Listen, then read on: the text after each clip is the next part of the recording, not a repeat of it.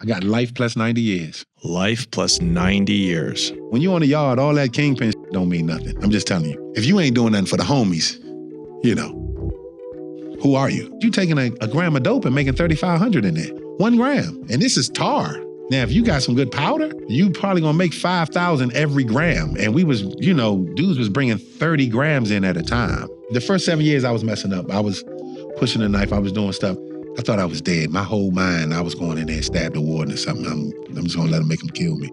George Day is a former drug kingpin who ran a multi-decade cocaine empire that trafficked tons of Colombian cocaine from the Bahamas into Washington, D.C. In 2003, after he'd already retired from the drug game, George was indicted by the feds, was tried and found guilty on flimsy evidence, and sentenced to life in prison plus 90 years. What follows are some of the craziest stories from federal prison that I've ever heard. George was running a multi-million-dollar heroin operation and extorting CHOMOS, all while fighting his appeal from behind bars. He eventually cleaned himself up, won his appeal, and then in 2021 was granted clemency and released from prison under the newly minted First Step Act. This is a roller coaster journey of a dead man walking who fought the system and against all odds won his freedom. It's incredible. And if you missed part 1 of George's story, where he talks about how he came up in the game and built his transnational drug empire, I'll put a link to that episode in the description below. All right, everyone, without further ado, part 2 of the saga of a drug lord legend. It's George Day,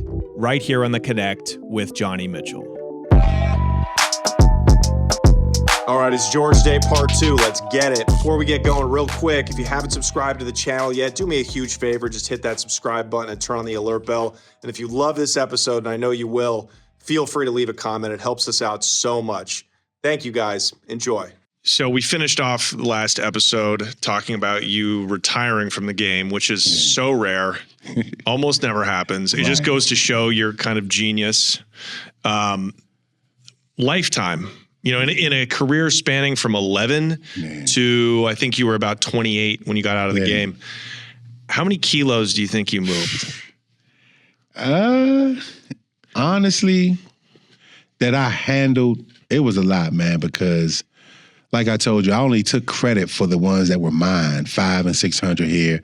I started the first few years 100, you know, say maybe 1 or 2, 100 a year, so 24. But when it switched to 5, you got to remember, it was always no less than 2,600 bricks of something on that plane. That's what they filled it with. Yeah, so tens of thousands. If you do it, probably about 100. Maybe not me make the money off it, but I've got money off about 100,000 keys of coke easy, at least $1,000. Wow. You know, 100,000 kilos. I mean, look, you can get life. You know, if you got enough of a sheet and they want you bad enough, I mean, you can get life for them finding no cocaine. No cocaine. That's what they did. Yeah. And you got life for a dry case, essentially. Mm-hmm. But that is that makes you, in my estimation, one of the biggest drug kingpins, perhaps the biggest drug kingpin Washington, D.C. has ever seen. Yeah. And I say that with all respect to Rayful. Yeah. And, you know, I really loved the guy. And they just was known. Yeah. They wanted to be known, and I didn't like that. I was more on the cautious. I erred on the side of caution. Well, you were the freight. You moved wholesale. Right. So you're really never going to know those guys. No, didn't want to. So 2002 is when things are really getting hot in the Bahamas. There's a gang war between a guy who basically was your handler, your connect. His name was 90 and some other Bahamian cat. It's getting harder to move money. It's 9/11. The security's ramping up at the airports. Yeah. You own a bunch of real estate everywhere. You got cash put away. And so you just stepped away. Yeah. Did you give your distributors, your closest friends who were moving the work for you, did you give them the connect and did they go on? No. And see, that's where things got tricky. Nobody, they act like they didn't. The only one that really wanted it was Squirrel, and I wouldn't give it to him because I knew that if something, just say, if something was to happen to him, they was coming to get me because he was the closest, like, you know. He knows everything. And not to say that he would tell, but even if he didn't, the people around him that came up to shop with him. If the government started questioning, like they did, they were going to find out. So we were all supposed to be retiring. He should have had more money than me. Right. Trust me, he had money. And for people that didn't see the first episode with you, he was your main number one guy who would take 50, 100 kilos from you, and then he could basically make 50% more. Yeah, he was whipping the cocaine to where he could make 100 kilos, 150. Yeah, he killed it. Yeah. So, and he's the one that taught me how to whip and things like that. So, how many distributors do you think he was giving coke to? Because he had guys coming from all over the Eastern Seaboard. I know for a fact he said I knew a lot of guys, but by the end, I did. But he knew well over 100 guys, man. He dealt with, dude, it was a guy that used to box, a boxer. I don't care about people knowing his name, but his name was Joseph Jackson. I sent the paperwork. He was setting up another one of Squirrel's people, and he was buying a half a brick of crack.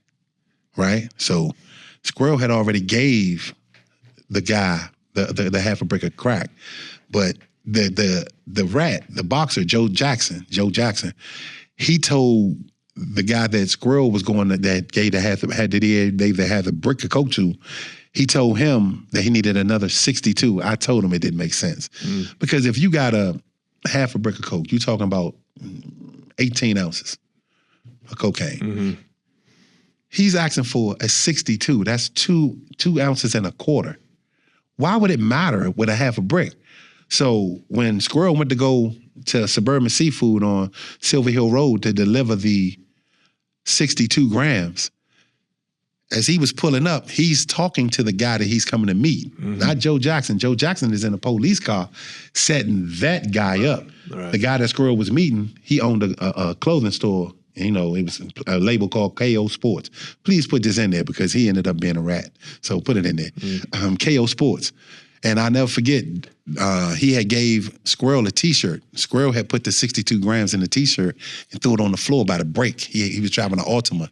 And, the brake on there, you push it down with your left foot. So the 62 was under the T-shirt, but it came out. When he pulled up, he was speaking to the guy that he was going to meet that owns KO Sports.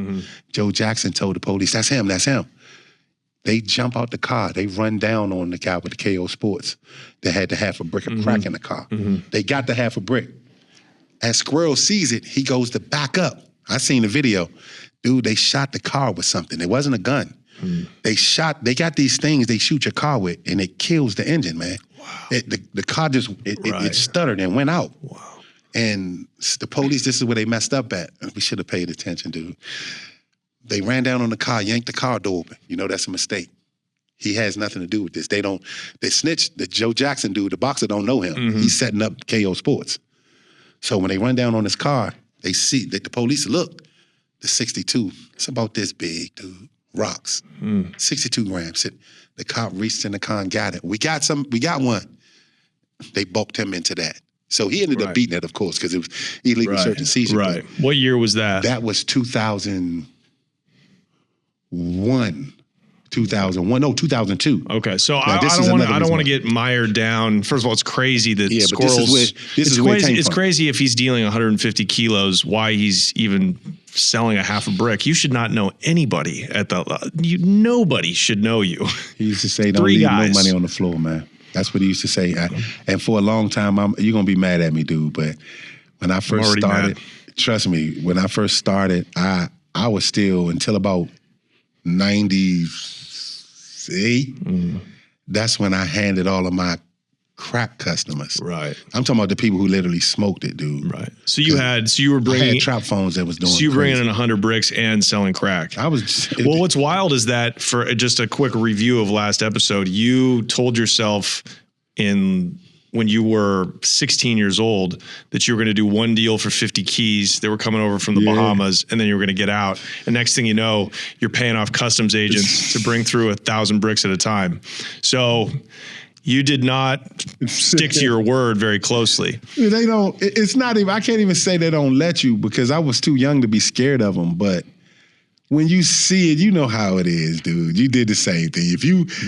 Okay, now let's say this. I wish. Okay, if you would have hit, say the first time you knew you had 100,000. Yeah, anything you could have did, anybody with $1 million, you could do the same thing with 100,000. You just can't do it as big, but you can get the credit that they got. 100,000 get you 10 times that in the bank. Right. You can get $1 million loan if you got 100 in the bank. Yeah. So at this time, I'm saying, once you saw the money, man, and it was so easy, and then they'd be like, man, we sending some more. After a while, it was every month it was coming. Right. But the fact that I didn't have to do nothing, you know. I get it.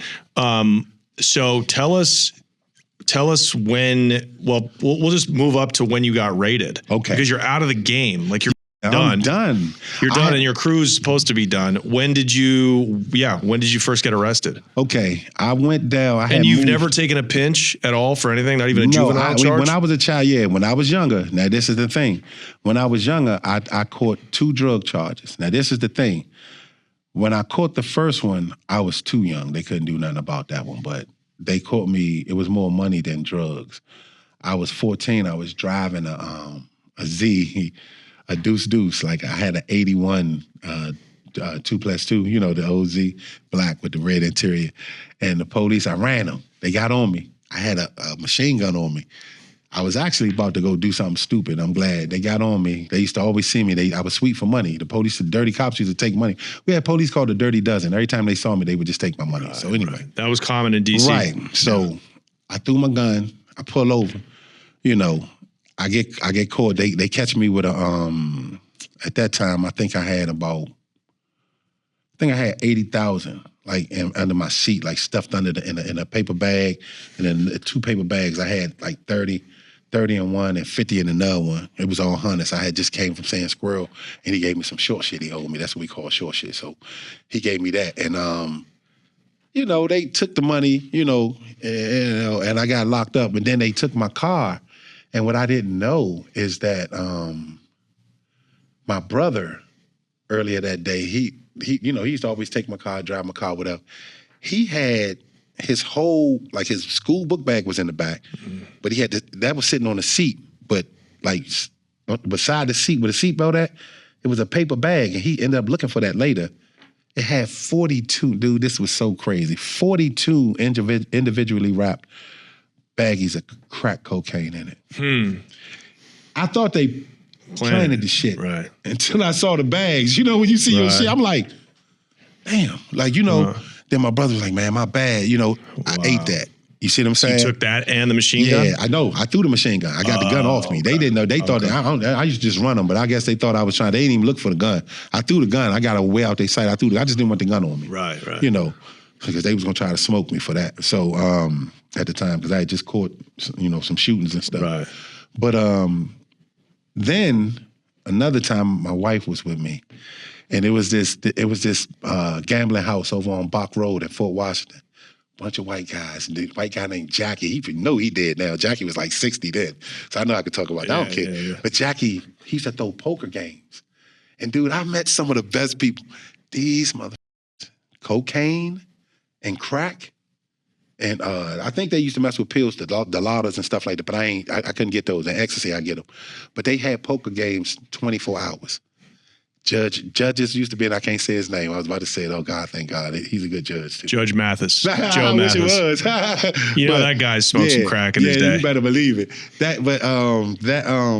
One of my judges used to be in there playing poker, dude. In this illegal poker game. Wow. I can't say that he used to treat his nose, but I swear to God, anytime he saw me, everybody knows him, and I'm going to say this just for you, and they're going to tell you, they're going to be hitting you saying it.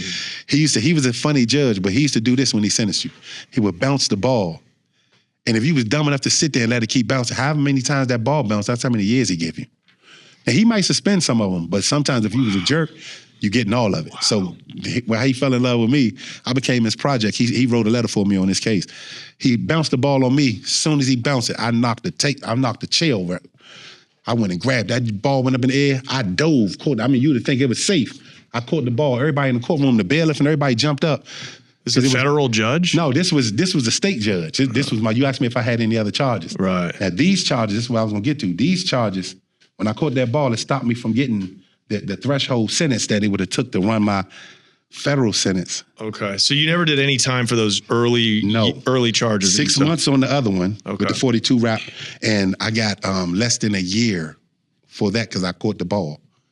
As soon as he threw the ball, I jumped up and caught it. If it had bounced like 5 or 6 times. What are we in Bolivia? Man. What is this? Everybody gonna hit you with the judge's name if they've been through Upper Marlboro Court. This is insane, and the corruption And this is what just they did. keeps going. Okay, so but you really essentially certainly had no federal record. I had no federal record. No federal record. Nothing that they could use to, So what year did the indictment come down, and what year did you get arrested? Okay, 02. Remember the thing happened at Suburban Seafood with Durham? Right. That happened. Boom. 03, the police shows up at my house in Orlando. Now, I haven't been back now. I haven't been back to D.C., dude, in maybe over a year. Mm-hmm. I'm not even talking to Durham right now. Yeah. I mean, Squirrel. And you're just managing your real estate. Yeah. You're kind of retired. Yeah, I'm kind of retired now, Right. man. So I'm managing my real estate, and I'm trying to buy this. Well, I ain't gonna say trying. I'm buying a shopping center that had a Publix warehouse, the store in it. But the Publix shut down because they was moving to a bigger building across the street by my job, by Legacy, Lincoln, and Mercury. I stopped working there too because I'm retired now. So I'm buying this shopping center, and flea markets are big in Florida. So what they don't have in Orlando was an indoor flea market at the time. So I was going to take the Publix, and while we gutted the building out, I'm fixing up all of the other things. I'm doing this with my drug money. Wow. You saying the money that I got coming, I'm fixing it up. So I done figured out a $12,000 a day scheme with this indoor flea market. You take all of the shelves out, the Publix, everything's gone. I got all that shit threw it away. And I set up booths. Yeah. I set up 300 of them. And the median price per day to rent these tables and booths was $30. You see what I'm saying? Right. $30, $40. And they would rent out all day. They would come in. I even had a station myself where all my kids, they had all the fly Jordans and shit. I sold them. The Spanish people would come in and buy Jordans for their kids for $30. $40. Right. Spanish people love flea markets, I bought that. I had that going. The federal agent, Ladora Knight, black lady, total evil, man. Yeah. You don't want to see that. I'm talking about, dude, she hated me. She called BB&T Bank, who was financing my loan. I had a construction to perm loan going on. How did she know? How did they have, by 2003 when you're doing this, how were they on to you already? How was this lady already on to you? The paperwork, the dude that I was telling you about that had the clothing store, KO Sports. Yeah. He started working with the feds against Squirrel. Right. Okay. Squirrel is the link. Yeah, and I'm gonna give you the redacted paper so you can see. It's gonna mess. My name is nowhere in there, dude. It's gonna break your heart. Never, nowhere in there. I see. Okay. So this is their first kernel. So they come. The first breadcrumb. They come to me and they give me an indictment and tell me to show up in court, a subpoena. It's a subpoena, and then they give me the indictment. I'm thinking, of course, that it's my indictment. They showed up with AKs and ATF, a DEA. The FBI was the only ones that wasn't there, and the sheriff that I knew from Orange County, Florida, in Orlando. And he straightened them. I was telling your guy, man, he talked to them like they was nothing, but you don't know, federal agents are not. When they come to your house from another state, they was coming from Virginia to Florida. That sheriff is the God. Right. So he told them, no, y'all don't even have an arrest warrant. They had me with the plastic cuffs on. I'm not nobody there but my son. He's a year old. You got me on the floor face down. One of the cops had his foot like on. He said, man, get up off of that, man. You don't even. So he made him get me up. He cut the flex cuff off me. He said, have a seat, Mr. Day. He said, they have an arrest warrant, not arrest warrant, a search warrant. They didn't have an arrest warrant. So they search my house. They don't find shit. Of course, they took all my bank records. This is going to be, remember that. Come back to that later. They took all of my bank records. And I had a big IBM printer that I had just bought, the LaserJet. They wasn't fast as they are now, but it was fast. So I told them, man, if you can, please don't take, because I had to do my taxes. Please don't take my bank statements, copy them. I got enough paper in there. Right. Oh, yeah, we're going to copy it. They was making copies, but they took all that shit. They took the copy machine and everything. And they took my shredder. Now, the reason why they took the shredder, of course, they try to put it, but they can't never do that. No. But I had a receipt from an account that I had started when I was dealing with Acosta and them back in the day. And my mom... Pablo Acosta, the Mexican drug lord. Right. And they all sent their money. I used to send my money. I did the same thing that George Young did. But I didn't send mine to a country that got reappropriated, you know what I'm saying? Right. But he used to keep his money in Switzerland and stuff like that. So I never went, but a few of my guys, the guys went, that's really what got me in trouble. But Swiss banks don't work with the United States. They didn't play. So where were you sending your money? I was sending it over there with Pablo Acosta, where he sent his money at. When they sent it at, it was over in Zurich. So you had your money in Swiss bank accounts? Still in this. You're going to see it in my paperwork. I'm not just talking. So look, when it went there, though, you can't touch it. Right. You know, it's there. You know, Right. I have to go there. Right. They got to have this. You know, they didn't do signatures or none of that. Right. The bank don't even have a name on it. It's just an address. So this is the funny thing. That's so fire. I used to come back just to show my wife the receipt, you know, the little bank ticket. And dude, I put the receipt in the shredder, and it shredded the wrong side off. It still had like 6 numbers. You know how something goes through with other paper and it turned. And you'll see on it had enough numbers that they can tell which, you know, the routing. Right. And they knew that they came from Zurich, but when they went over there, them people didn't give them shit. You know what I'm saying? So the feds actually went to Zurich to this address to try to get in and seize your... Oh, man, they filed, man. Them people ironclad. Yeah. And after that, it went from there. When they gave me, I told you, they served me an indictment and a subpoena. Right. That doesn't make sense. The indictment would be the subpoena if it was mine. I opened up. It was an indictment against Squirrel. Right? So, but after they left my house with everything, they left me with the indictment. I do exactly what they tell me not to do. You're going to be a witness, da-da-da-da-da. I said, no, I'm not testifying against nobody. So you can bring me, I'll be a hostile witness. So he's like, all right, well, we'll see. They leave. I fly. As soon as they leave, I immediately, no, I don't fly, I'm lying. We drove in my Expedition. I got my wife at the time to drive. It's not now. And this is the one I got my son and my daughter, my youngest son and my youngest daughter by. Is my oldest daughter. She by my first wife. But anyway, we drove from D.C. She did it in, this girl was a monster. I mean, we drove from Orlando to D.C. in 12 hours, dude. She put foot to ass. We get there, boom. Get there the next day, 12 o'clock, I call Squirrel. He come up there. I give him the paperwork. I said, I'm not supposed to be here. You need to read that, man. They coming. Like that, right? I leave him the paperwork. Now, I'm not insinuating anything. I'm just saying this. I'm really not. I'm just telling you the events that led up to me getting locked up. I give Squirrel that paperwork. I leave, I go back home. 18 months later, dude. Did they arrest Squirrel? No, this is the crazy thing. No, they didn't do shit. Wow. They just got quiet. Right. Okay. So what they did do, they went to talk to somebody because they didn't have the story. This indictment was against Squirrel, and it was about the lockup when he met this guy, the KO Sports guy, and the setup when he got set up there. And Squirrel had another case that he had slipped through out Virginia. Now, you know, they don't like that. He sent the guy, when he was dealing with me, he wanted to try to get his own plug. Somebody told him they had something for him down there. So he sent some money down. They told him to come get the bricks. He sent the guy that we call Snitch Mitch now. He used to work for the gas company. And Snitch Mitch, he goes down, he comes back. He gets to Alexandria now. This is the thing. I got a stiff rule. If the plan changed, the man changed. You went down there to get the coke, you come back, you got 8.5 keys. I don't know why it's a half. And you got a little bit out of each key, you done cooked up a little bit. So you got crack in there too. Mitch gets off the train in Alexandria and calls Squirrel and say, hey, Squirrel, man, come get me. And I'm like, he said, dude, he pull up on me at the shop. He say, man, Mitch called me and said, he need me to come get him from. I said, what was he supposed to do? You talking about that thing you had going on? He said, yeah, he got the bricks, but he said, come get him.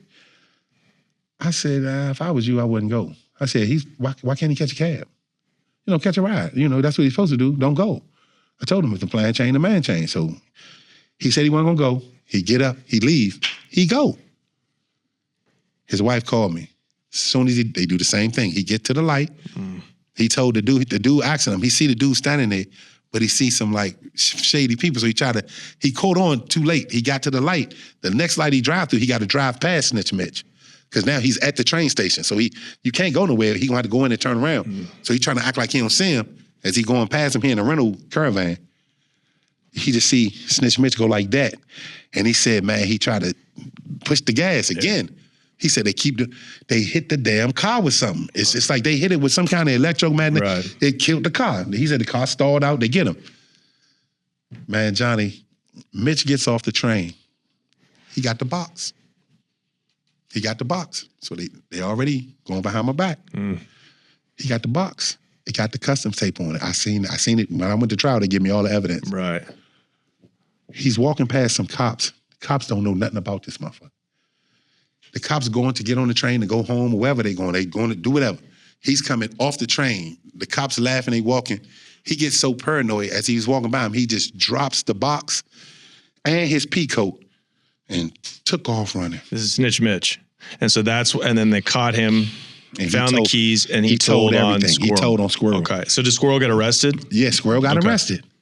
But while Squirrel was in, Snitch Mitch's wife was coming home from work or going to work one morning on Baltimore-Washington Parkway. And some dudes pulled up beside her, and I guess they flashed guns on her. She didn't want to, pull over, so they kind of act like they was gonna run into her car. So she ended up flipping her car on 295. She was upside down. This is what she said. This is her story. It's in the paperwork. Dudes ran down on her and told her to basically tell your husband to shut his mouth. So, so these were Bahamas. It was somebody hitmen. So yeah, all I know is it's in the paperwork, and she testified to. That's crazy. Snitch Mitch shut up. He didn't say nothing. He went to jail, did his little 8 years. But now they have Squirrel. Now they got him indicted. But see, they indicted him, but then they ended up having to again drop the charge because they have nothing. Okay, so then how does this lead up to you? Now watch this. When they come to my house and I don't cooperate with them, they go back. I told you I gave Squirrel a copy of the indictment. When they come back 18 months later, right, they tell me, you got to show up in court now. They hand me an indictment and they leave. The same indictment that they hand me, I swear to God, Mitch, I showed it to my woman, everybody, I'm going to show it to you. It's the same, and it's so fake, I should have never got found guilty, man. It's Squirrel's indictment. They just took his name out as the leader. Rufus' name is in there. They know everything. Somehow they know everything, and we're going to get to that. Do they know about the routes? Do they know about? Do they know about 90? Do they know about the Colombians? They didn't know about 90. The person that I never told anybody. Only other person that knew about 90 was Squirrel. Squirrel never said nothing. I never said nothing. So 90 never got in trouble. But the old man named M, they didn't lock him up, but they definitely went and questioned him, but they didn't have nothing on him because they needed me to talk. Elridge Morley. Okay, so it sounds like obviously there were leaks throughout the years, because when you're selling, 500 keys, 1,000 keys at a time, those, when they get down the line of distribution, obviously those lower ranking dudes are getting arrested. It's inevitable, right? Ain't no doubt, And so sounds like they've been building the case for a while, right? And they just didn't know who the plug was. Robert Wilson gets locked up. Who's that? Remember, this is the guy that was my friend. This is the guy that moved in with me in the military for a little while. He came home in 96. He came in at the prime time, dude. He got out of the military. He was over in Istanbul, Turkey. And he used to call me. He was so far away that when he used to call me, the phone used to delay. He'd be like, what's up, man? And it'd be like, shh. I'd be like, yeah, man, what's up, man? It sounds so stupid. But it was crazy. He must have been on one of them sat phones, but he would only call me for 5 minutes. We'd talk. Man, I liked him. He's a good guy. But he's telling me all of his exploits in the military. So he's coming home. He needed to stay with me for 6 months. And he was going to be stationed doing, what you call that on the weekend? Reserves. Right, the reserves. Right. He was going to be doing that on the weekend at Andrews Air Force Base. So, I talked to my wife. She said, yeah, cool, man. Dre, cool, man. I would like to meet him, So he was one of my clean friends. He was squeaky clean then. He come home out the military. First thing he showed me, he started working at Fort Dix. You know what I'm saying? And he was doing reserves down here, but he was doing his main at Fort Dix. He had a few hours of something he had to do, finish up there. So while he was at Fort Dix, he stole a bunch of point-blank bulletproof vests. First sign that he'll break the law. So he bring the bulletproof vests down. Of course, I buy them all, give them all to my man, sell them. He got 300 of these fucking things, you know what I'm saying? So he bring the point-blank bulletproof vests, plate in the front, got the plate in the back. So I'm like, all right, cool.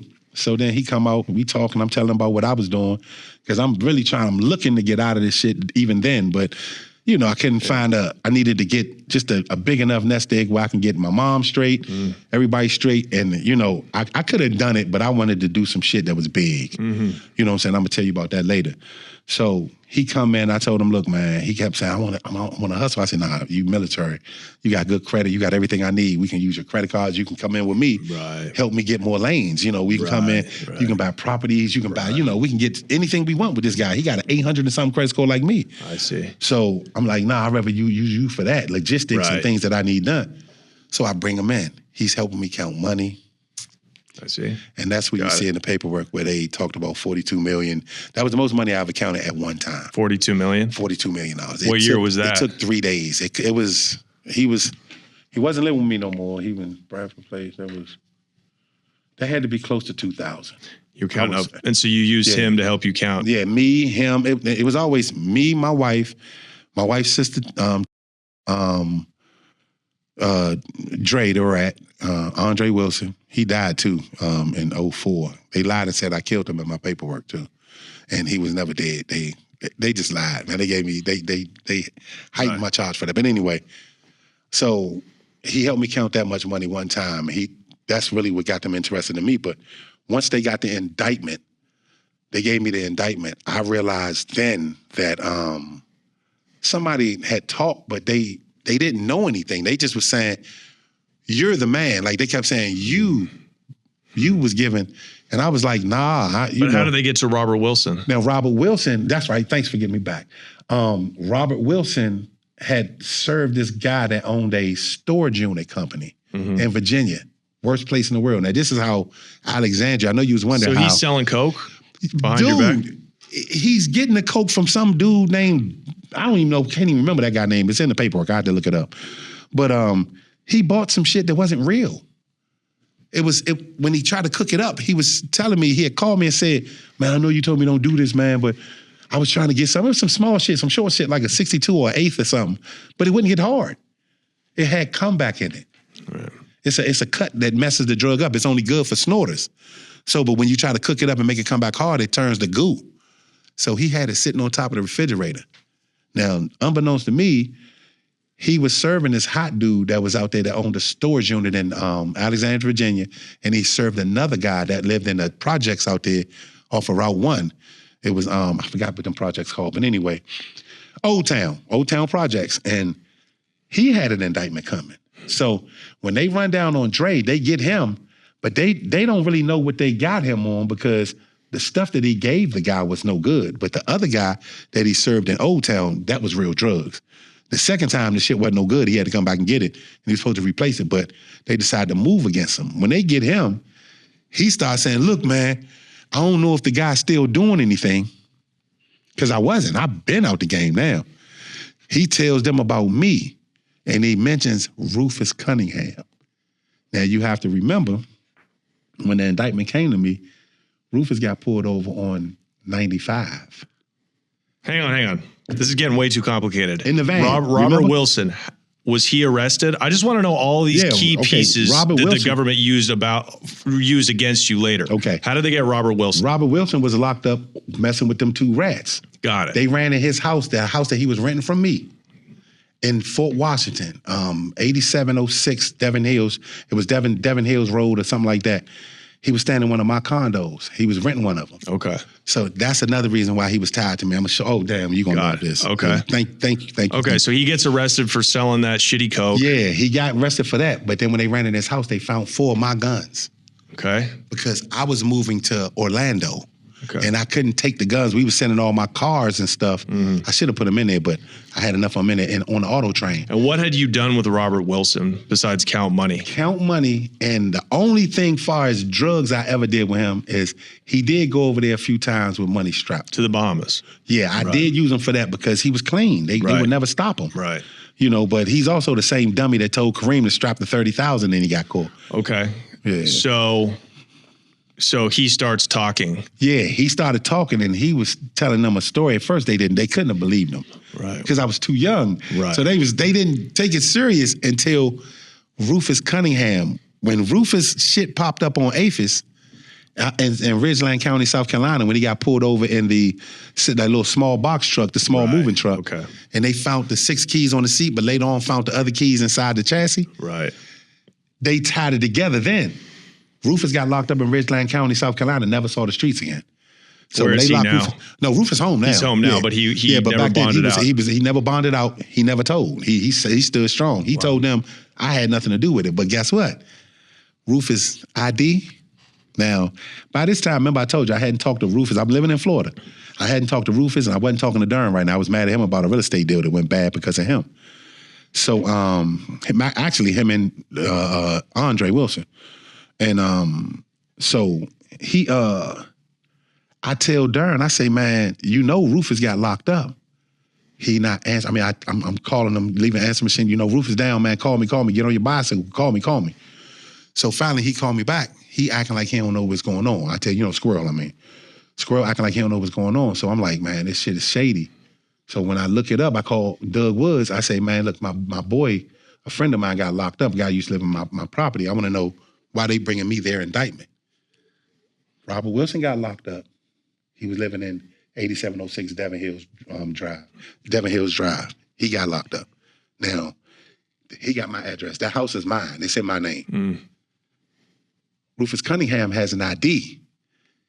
I put him out of my house by now. 2 years ago, I had put him out of my house. That was 6323. Was it Kendall? But anyway, it was one of the houses in Fort Washington. And he was staying there, but he moved out.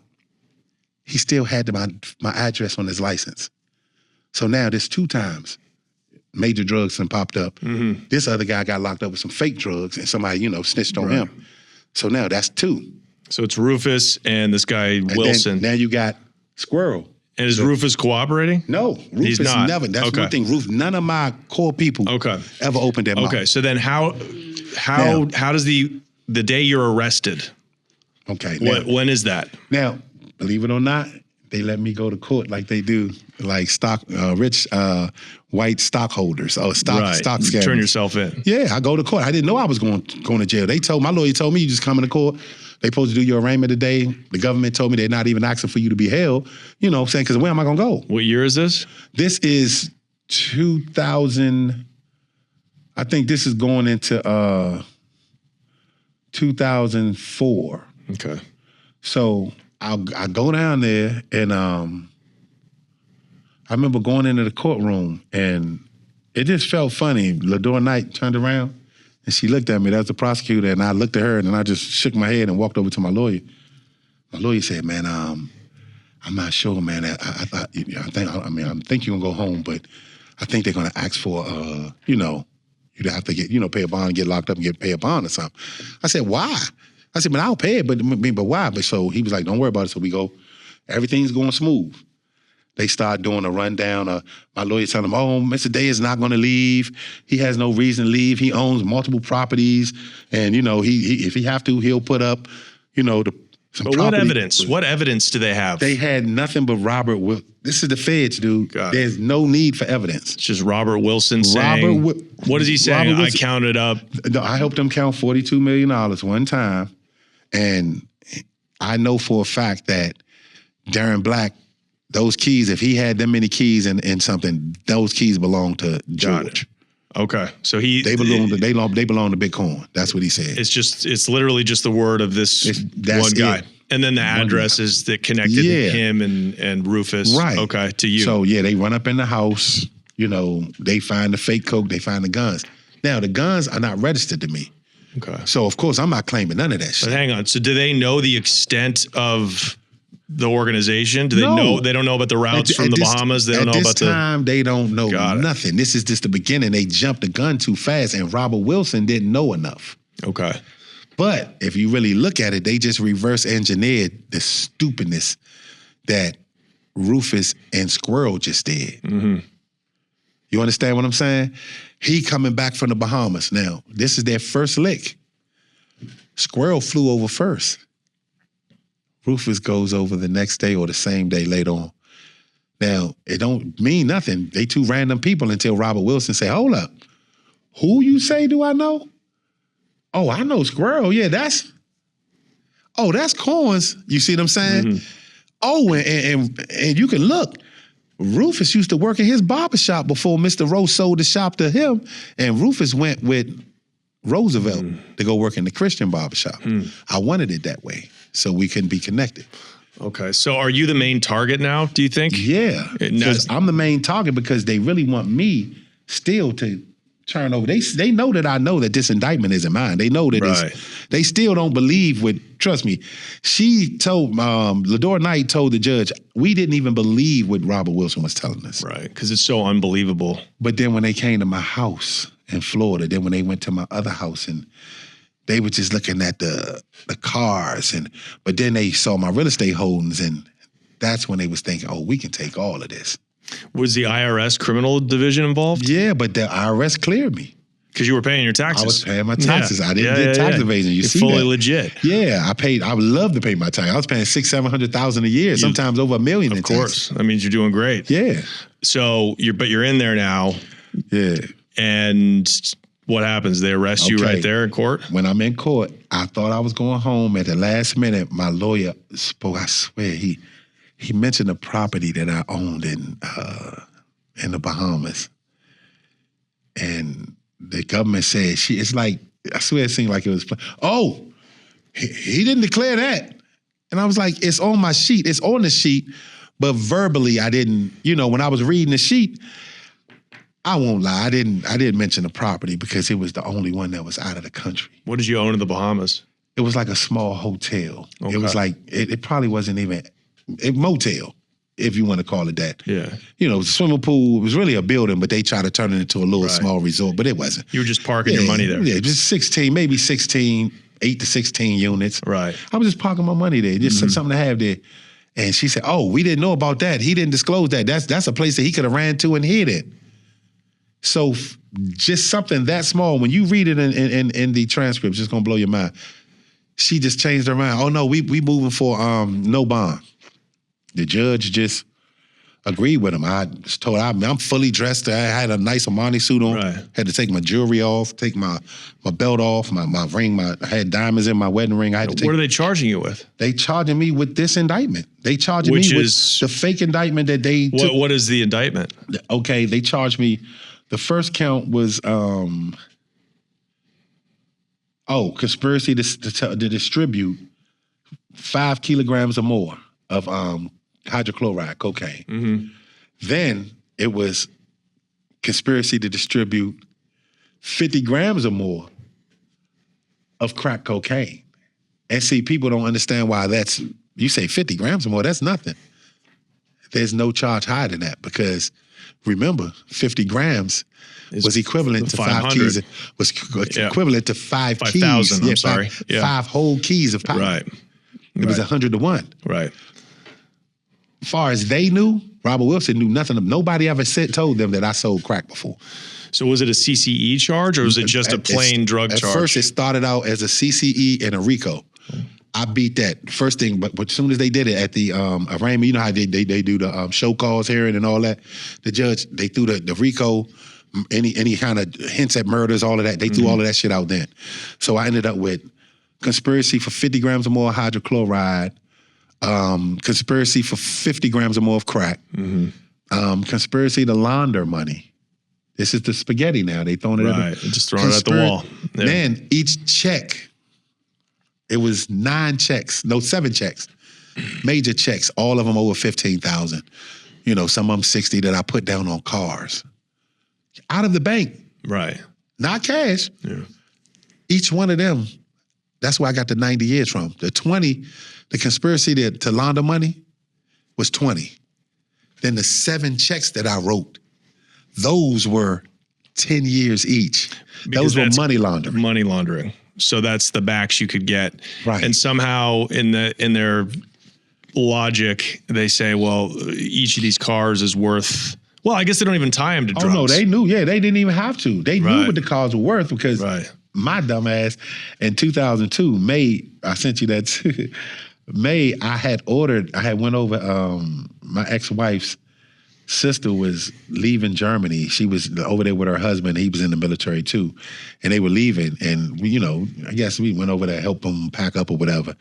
And we went to the Benz dealership. And I didn't know, dude, when I got to the airport in Germany, Benzes was like fucking cabs, dude. Like, right. I'm getting in a 600 Benz that got cloth seats. I've never in my life heard nothing like that. Right. It's cloth raggedy seats, like tweed seats. You sit on it. So we go by the Benz dealership while I'm there. My wife was like, you should get that. It was the hardtop convertible. It didn't come out until 2003. Mm-hmm.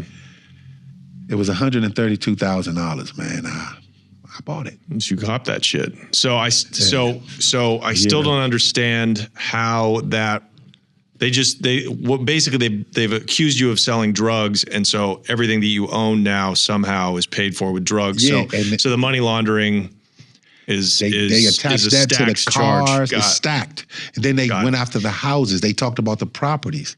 So now it's all about, understand my indictment, because they didn't have any evidence other than the testimony of Robert Wilson, and I'm also going to show you the paperwork where inside the government's first appeal to response to my motion. They said the government had verbatim, the government had no tangible or undisputed evidence to ever connect Mr. Day to drug trafficking. All they had was the weight that the fact finder would give to the testimony of cooperating witness Robert Wilson. That's the exact. When I give it to you, you posted this. Okay, so how long are you get arrested right there, 2004, at the federal courthouse. How long are you down fighting your case? Okay, they got me at the Alexandria Detention Center. I'm there from the end of 04, beginning of 05, all the way into September the 13th. I fought my case for 2 years. They tried me 3 times. And you went to trial each time? I spanked them. Wow. Lawyer cost $227 every time. So you paid him almost $1 million? Yeah. Was it a good lawyer though? He was in the beginning. Okay. The first trial, they just indicted me. And you had a jury? Yeah, I went for a jury. And so you beat the case, but then you have these other cases. Well, I didn't beat it. What happened was I kept getting a hung jury. And see, people don't understand a hung jury. Like 11 people said not guilty, but 1 person said guilty. Right. So now it's like most prosecutors are dropping. But this Virginia, dude, they got a 99% conviction rate. Were they coming at you after the hung juries? Were they offering you deals? Look, man, just tell us, give us the Colombian. I don't know about no Colombian. Robert Wilson said, I don't know nothing about Robert Wilson. I don't know why he telling. So give us that Bahamian. Well, no, were they offering you 30 years to cooperate? But could you have taken a deal without cooperating? No. Wow. So they don't even offer you a plea deal even after you beat or get a hung jury. They wanted Sid. They wanted my best friend Cedric. They wanted, they already had KB. They indicted KB, but they didn't get him until after I went to prison. They got KB. Who are these guys? They're dudes moving big for you. Well, these are the guys. Remember Kareem Bowden? That's my co-defendant that was flying over to get the coke too. He was on the actual plane with the big bundles. Right. With the 500, the half a ton joints. They gave him, he copped out. They allowed him to cop out because they knew they really, honestly, they had Rufus dead to rights, man, but he was ex-military. His background was different from mine. He was like a Navy SEAL or some shit, you know what I'm saying? Right. So they looked out for him, but they gave him 15 years, but they gave him 8 more months because he made them take my name out of his PSI. I see. So he kind of got not a slap on the wrist, but he got... Compared to what we were doing, yeah. Do you think you would have taken like 15 if seeing all the kangaroo court, that they were pulling on you? Do you think if they had come at you and said, hey, just sign here, we don't want to risk losing again, do you think you would have taken it? Johnny. Or was your ego too big? It was too big. Yeah. I would have took 10. Because that's what I would have got for importation by itself. Right. But what people don't know, when you couple 1957, the money laundering, when you couple 1956, the importation, the 846, and that's the conspiracy for crack. When you couple all of that together, it's life, because it runs your level up. Mm-hmm. I was at a 38 before we even got to the. Now you're a leader. 4 more points. Mm-hmm. 40, you break the threshold. You already. I was 2 points above life. So And it was the last trial. You got 2 hung juries. It was the last trial. I got 3 hung jury. The third jury hung 2, but it was 10 not guilty, 1 guilty, 1 undecided. They acquitted me. They ended up. He gave him the island charge. You know, when he tell him to go back, don't make me walk twice the gauntlet. I was really willing to take that because I didn't think they would try me the 4th time. It was just costing too much money. These trials were going on for 6, 7 months. It's crazy. 8 months, shit like that. So I was thinking, man, they're going to stop. No, they sent the jury back, and it was just foul, man, because it was right before the 4th, man. The people did not want to, they were sequestering the jury. Right. Oh, so, okay, so the judge was like, people don't understand this. The judge can say, no, I don't want a hung jury. Right. There's going to be either a not guilty or a guilty verdict. They got tired of it. He's the same judge. He done been sitting here for 2 years going through this shit with me, and I'm at the county jail fighting this shit. Wow. So it was the 4th trial. Yeah. It was the 3rd trial, but it was the 4th decision. Decision. Right. It was horrible. Yeah, so you're right. Yeah, just say that. Yeah, the 4th trial. So it was a guy, it was like, God, I want to see my family. Yeah, they just was tired. He probably did it. And they thought, and they just said, look, they said, that would have been me. Yeah, we're gonna acquit him. Yeah, Sorry, George, you'll beat it on appeal. I got a barbecue to get to. Yeah, guilty. Dude, you telling me I'm gonna be in this hotel cooped up for the 4th, dude? Yeah. Because they was bringing me right back, that Monday. And they had to come. These federal jurors they're getting paid $15 a day or something. Yeah, man, it was horrible. That's terrible. That I knew something was crazy because while we were fighting the case, it was actually a police officer, the one that pulled Rufus Cunningham over. Rufus Cunningham is probably 5'2", 5'4" tops. Had dreads down to the ground, dude. So he's light-skinned, brighter than me, way lighter. He's almost like my mom. He's real bright, but short. Looks nothing like me. He gets pulled over. They tell the jury on the last trial. By this time, a lot happened. My attorney, Robert Jenkins, I had introduced him to a guard that used to always come get me when he came. She thought he was fine. He was a short dude, wore Armani suits, Of course, he top paid lawyer. And he started messing with her or whatever. And come to find out later, of course, I put it in my appeals. I think that Ladora Knight found out about it. The prosecutor. They bent him and the reason why I say that, and he couldn't deny it, which he did, but he couldn't. It sounded crazy. The judge didn't believe it. That's why I won. He allowed the government's witness, now you got to understand, when you're in a big trial like that, or any trial, a federal trial, witnesses don't just come and testify. They have to testify to specific counts. So he came in strictly for the importation, right? So the drugs they knew had to come from the Bahamas because why would Rufus have to go to the Bahamas first? And then if he was just going to Miami to pick up some coke, then he shouldn't be getting charged with importation. It shouldn't be. So they knew that the coke came over, they charged importation. So he told them that the first 2 trials, they asked him, make sure you put that up there on there, on September the 13th, 2005, were you pulled over such? Yes, I was. And when my lawyer asked the police officer, when you pulled Mr. Cunningham over, when you pulled this suspect over, did you fingerprint him? Yeah. Did you get his name and da-da? Yeah. You got all that? Okay, yeah. Now look at my client. Was he the individual that you pulled over September the 13th, 2005 and found to be in possession of 6 kilograms, later to be found out that it was really 602 kilograms? No, he wasn't. First trial, he did that. Second trial, same thing.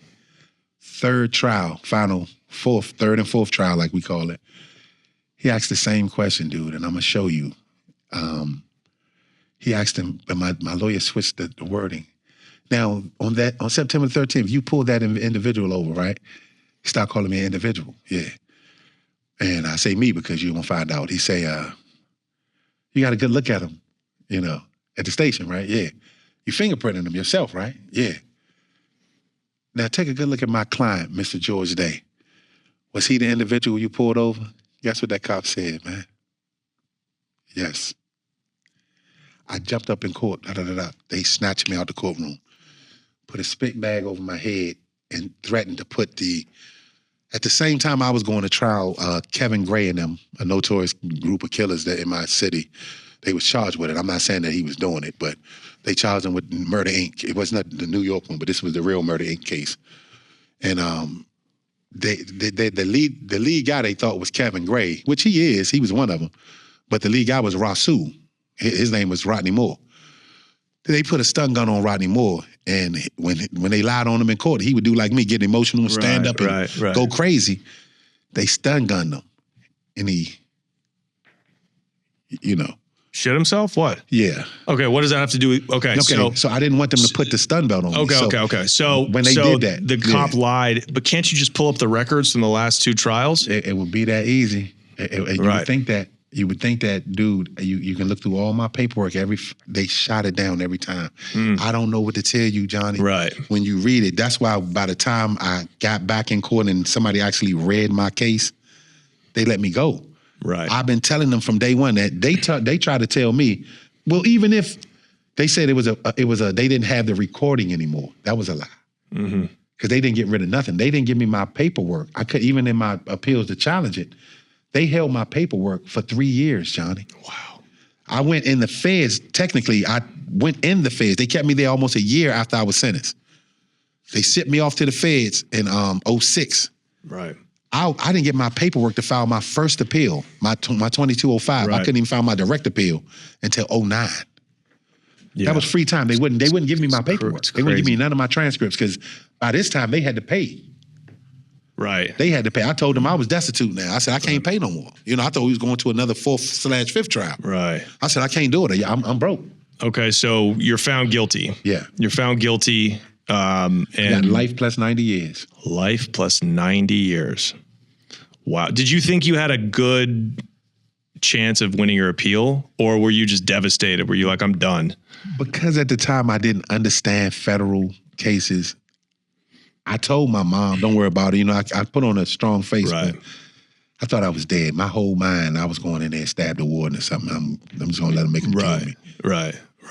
Yeah, I've talked to a couple of guys on this show that got similar sentences. A few of them said, I know I'm getting out of here, but it's kind of hard to, I certainly would think I was done. I wanted to believe, but when you sit here and get blamed, and I'm like, look what they can do to you. Right. I'm just like, dude, I was at work. I was at Legacy, Lincoln, and Mercury, and you're saying I was in the van with 500, 600 keys of coke? Like, what are you doing? And then the judge let them do it. And I stood up clearly on the transcript. They threw me out the courtroom. I wouldn't come to court for like 2 weeks. Did your lawyer fight it? No. He told me it's not worth it. We can get it on appeal. So I started thinking like, damn, like, okay, on appeal, I can get it, but why? Why not do that now? The police officer lied. If we can... Right. You can get killed in prison while you wait to, or end up anything killing somebody. Happen, right. Yeah. But they tried to say, when they started shooting me down about it, they said that it wouldn't even have mattered. They had so much money evidence, but I didn't get found guilty of tax evasion. Yeah. You guys got me for money laundering, and it's easy to say somebody laundered money. They couldn't prove I did it. Yeah. Everybody's laundering money. Yeah, but I got news for you. Yeah, everybody. Trust me. Okay, so tell us about your bid. So you're down. They shoot you off to the feds now. Yeah, you got life. So this is a wild prison bid. It's not like you just, worked in the law library. Yeah, no. When I first went in, they first thing they did to screw me over, they knew that my wife and kids had left Orlando. The only reason why we moved to Florida, we had no family there. Only in Miami. But I was out the game, so we were just there by ourselves. I wanted to get away from everybody to focus on my kids. I'm retired now. Yeah. And I had a son finally. My wife gave me a son, so he's a year old. So I'm happy. And so they shot you deep, They shot right? me to, they knew my wife moved back to D.C., so they shot me to Coleman, Florida. Now, if she still lived in the house in Florida, she was literally 17 minutes from the jail. Yeah. Because it's right outside of Ocala, which is right beside Orlando. And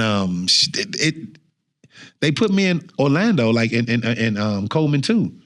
At first they sent me to the one, but the one didn't have the custody level that I need, the care level, because I was asthmatic. And at that time, shit, I might have been 500 pounds almost. Right. So I had to have asthma. I had the asthma treatments and all that. So they shipped me over to Coleman too.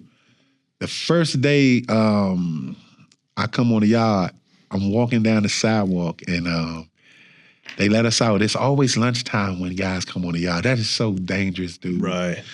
Because you coming out with your bedroll and these dudes is walking the yard with knives in there. Right.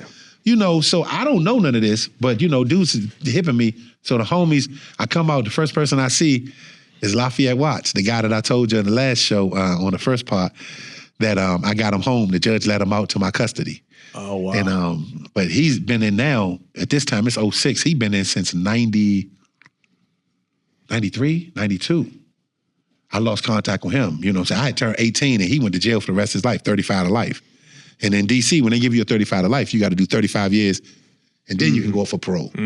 That's worse than having a life sentence, because if you get a life sentence back, you can go home. Right. He can't even appeal until he do 35. Right, right. So first person I see is Lafayette. So he like, what's up, man?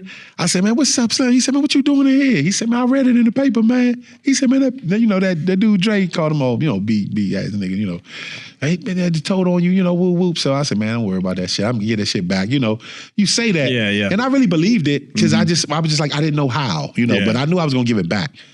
So he was like, man, you going to the uni, you gonna come back? I said, I'm gonna go back and drop this shit off, I'm gonna come back and eat lunch. So he was like, all right, hurry up. I'm gonna wait for him. I'm gonna tell everybody you here. I'm like, everybody? They done shipped all of the dudes from DC. Lord had gotten at this same time, and during the same time period, between 2001, 2003, they're doing the worst thing that they could do for the federal system. It's so many murders in Lorton, Virginia. In the prison. They're shutting Lorton down. Right. So they send all the crazy DC fools. Man, I knew you wanted to get into this. You was like, dude, I can't. All those booty bandits. Yeah, see, people hear that story and they wonder why. But let's stop. If you went to, we're in Austin. Go to Austin State Penitentiary right now. Where the at? They in there, right? Probably. Yeah, that's where we go. It's not a federal crime. Right. All of the booty bandits, all of the dudes because most of the dudes who locked up in the feds is on money. Right, of course. They robbing banks. Even if they violent, they rob banks for money. Yeah. It's money charges. You know what I'm saying? Only time murder gets there is when you mix it with getting money. Right, right. So we walking back to the yard. I see this guy running the yard. I almost thought he was a woman. I said, they got women in here, man? What the hell? Long hair, he was Spanish. It was Fabio. Fabio Ochoa. Fabio had just blew the yard over at the medium, because Fabio at this time got 15 and his custody level was down. Right. Fabio Ochoa made a deal with the feds, not on no rat shit. They let him keep a bunch of clubs and hotels that he owned, because them dudes owned like damn near 30, maybe 40% of Ocean Drive back then. That is wild. People Fabio, the Ochoas from the Medellin cartel. Yeah, they owned the Shore Club. They owned Nikki Beach. Down on, there was at one Ocean Drive back when I was home, but it's probably totally different now. Wow. They owned the Shore Club that was back then. That's shut down too. I seen that. I went down there maybe last year or the year before. But yeah, he owned about 5 or 6 restaurants. Wow. And they let him keep it. Why? Because he gave up like $2 billion. He gave them $2 billion in cash and said, I'll give y'all that. Y'all can have that money. Right. But you got to let me keep my real estate in Miami. Wow. And they made the deal with him. Yeah, of course. And now he's home now. Yeah, he's back in Colombia. Yeah, and they didn't give him life. No, the Ochoa's got the sweetest deal in the history of drug trafficking. None of them, they're all home and free. But can I ask you a question? Now, it got to change. Tell me, why could a dude like me, there's no way I moved or imported. I imported cocaine. I admit that. There's no, this is the only charge. Don't forget, let's let your audience know. The only charge that I got found not guilty of was importation, y'all. Right, I know. The only charge. I think part of it is the ironic thing about this whole drug game and the sentencing is that the bigger you are, well, 2 things. The bigger you are, the more information you have, and most people are going to rat. Right. And so, hey, you get a time cut. So it's better the bigger you are, because the more you know and you can give them. The other one is, if you're so infamous and you have so much money, that's another way. You can almost buy yourself out of jail. Right. Not almost, you can. So that's kind of what happened with Fabio Ochoa. And to be honest with you, Johnny, because I know you're going to cuss me out later. You probably going to cuss me out there. You can't. No. Yes, you are. Because trust me, dude, listen, man, if I gave them the money, they probably would have threw this shit out. Because they had nothing on me. Oh, so you could have. I only got found guilty of the coke. So they didn't find all your money. They didn't find. Only thing they got was the $2.3 million. Whoever stole the $700,000, they got nothing else. They didn't have, and I never claimed that money. So you still have money sitting in Switzerland. You still have. Did they get all your real estate? They got one house in Orlando. I did a quit claim deed as soon as they came after. As soon as I seen the other charge on. Oh shit! Squirrel. But they didn't get the shopping center. They didn't get the houses. I lost that. The apartments. The loan got rescinded. Lador Knight literally called my loan officer. I'll show you the cease and desist, and told them, do you know that y'all are lending money to a drug import money launderer? I was going to sue BB&T for that, but I guess they did. Did you think about that? Did your lawyer say, "Hey, look, if you have money, we could play ball if you just give everything over"? My thing was, shit, I didn't make the money for me anyway. I mean, I'm autistic, man. I'm not scared of nobody. I didn't want to go to jail, but I'm saying, what can they do to me? I mean, I knew no way I was going to really do life. I didn't think I thought, honestly, I was a fool. I told my wife I'd be home in 5-10 years. Right. Well, I knew it wouldn't take me that long. And the logic, you're like, okay, if I have, let's just throw a number out. If I have $10 million in cash, the time it'll take me to make that back legitimately is way longer than the time I'll be in here. Right. I just got to get out of here. Yeah, I just, and that's that. So my thing was, I mean, I used to tell guys when they came and they'd be like, they might go rob the bank for $50,000 and they get 15 years. They'd be like, shit, I felt like it was worth it. How? Take 15 years. Take 50,000 and divide 15 into it. That's all you made a year. I know. I know. So when my lawyer told me to do that, I said, really? You gonna do that? Yeah, I mean, you got to think in real estate, the last year, I sent you the docket. I did $6.7 million my last year legally in real estate. Just in rent. Switching them out. Yeah, just in that's income. It. I'm done. That's crazy. Not to mention the value of the properties are going up. And they went up crazy because I bought these properties for $1. Some of them you've seen, I got for condos for $8,000. That's written for $3,000 a month now. Yeah, so I'm not mad. I wouldn't have done that. I hate prison. I love pussy. Me too. And I just don't have faith in myself like that. I would have given him everything to get my ass out of there. But I can understand where you're coming from, so I don't judge you at all. Yeah, and I don't judge you at all about that. I think it's kind of gangster, to be honest with you. And super gangster now. Yeah, and do you know why? And it was misguided. Let me tell you something. I want to say something to the guys out there, and I'm gonna say this to you because you said something to a dude on here one time. You said, man, I think he asked you. No, it was a guy. You was on his show. The other white guy. No jumper. That's my guy. I fucks with him.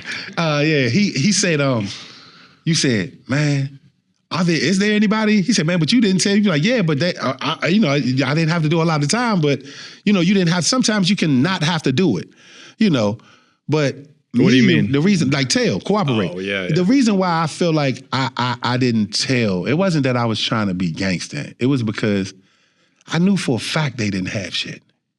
And for some reason, when they get you wrong, it's like when they get you wrong and you know it, when that cop lying on me, I kept saying, right. That's the only, if they didn't believe nothing Robert Wilson said. Right. They believed the money because they found 2.3 and that sitting in the courtroom hurt. Right.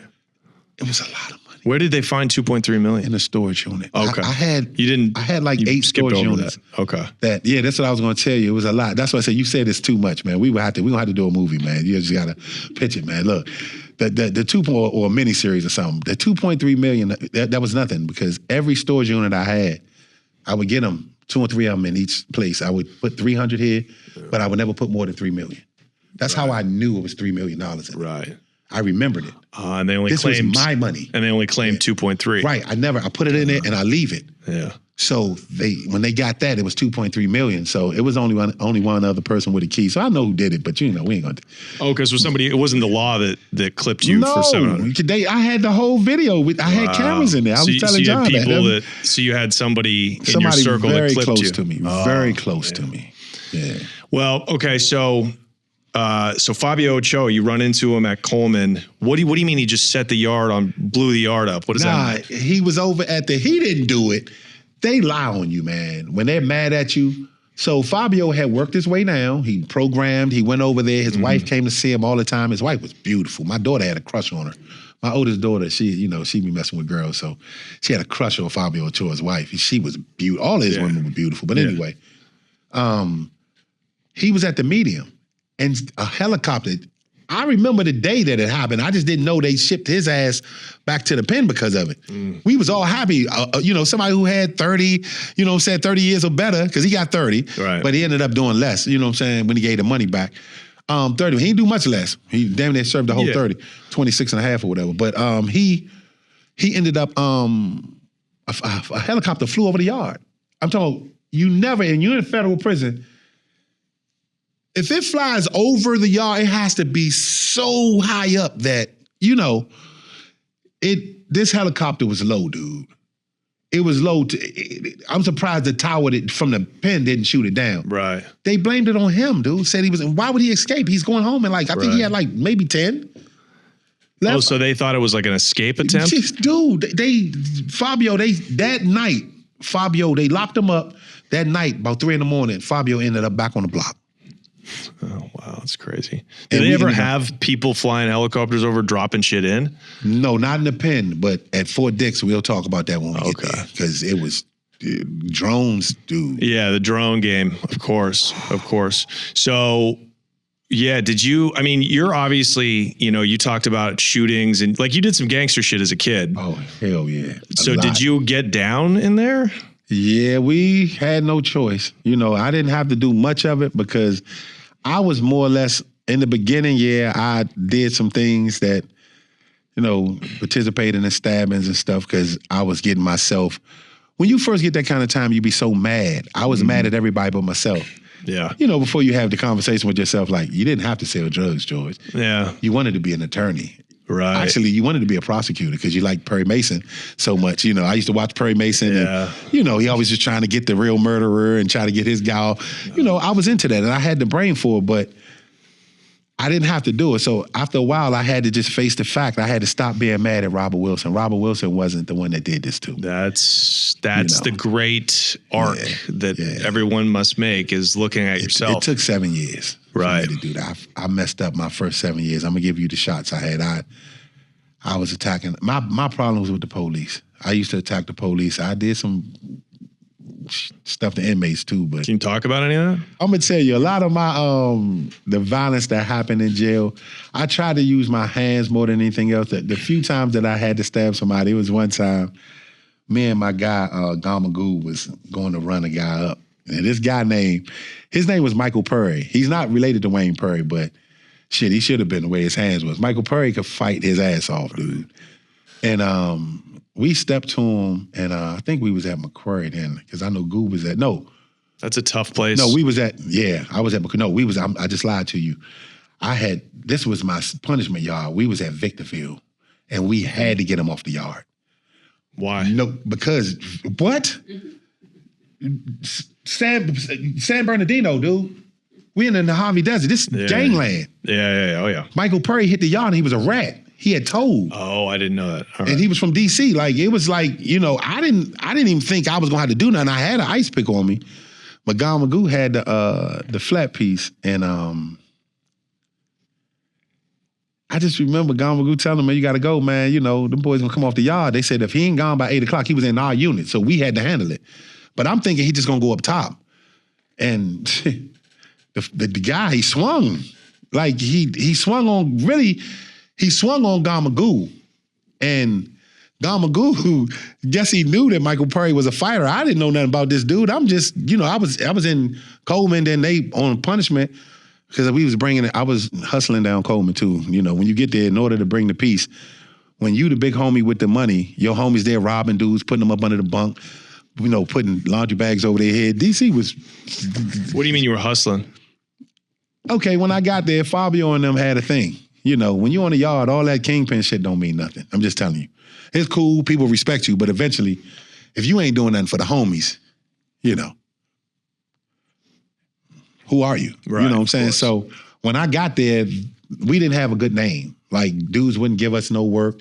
If you work a job in the kitchen, you're making 40 cents an hour, $80 a month. They give you 50% bonus, $120 a month. Right. It's nothing, So guys was just coming to me, bringing me their problems, and I was just like, man, so what, I seen, dude, why won't nobody give y'all nothing to hustle? Get you some papers. Yeah. Because you taking a gram of dope and making 3,500 in there. It's crazy. 1 gram. The and this is Heroin. tar. Yeah. Now, if you got some good powder, oh, forget it. you probably gonna make 5,000 every gram. And we was, dudes was bringing 30 grams in at a time.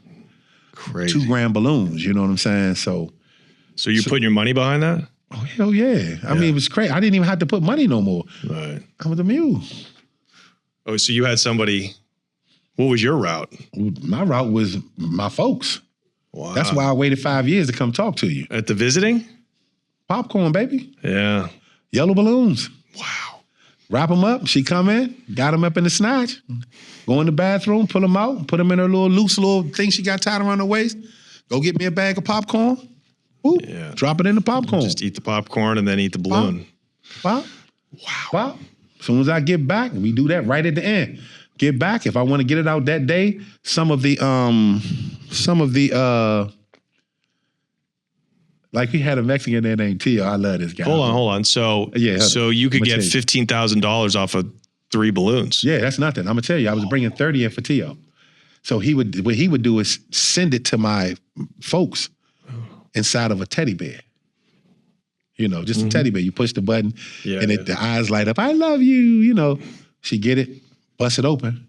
It's 15 balloons in there.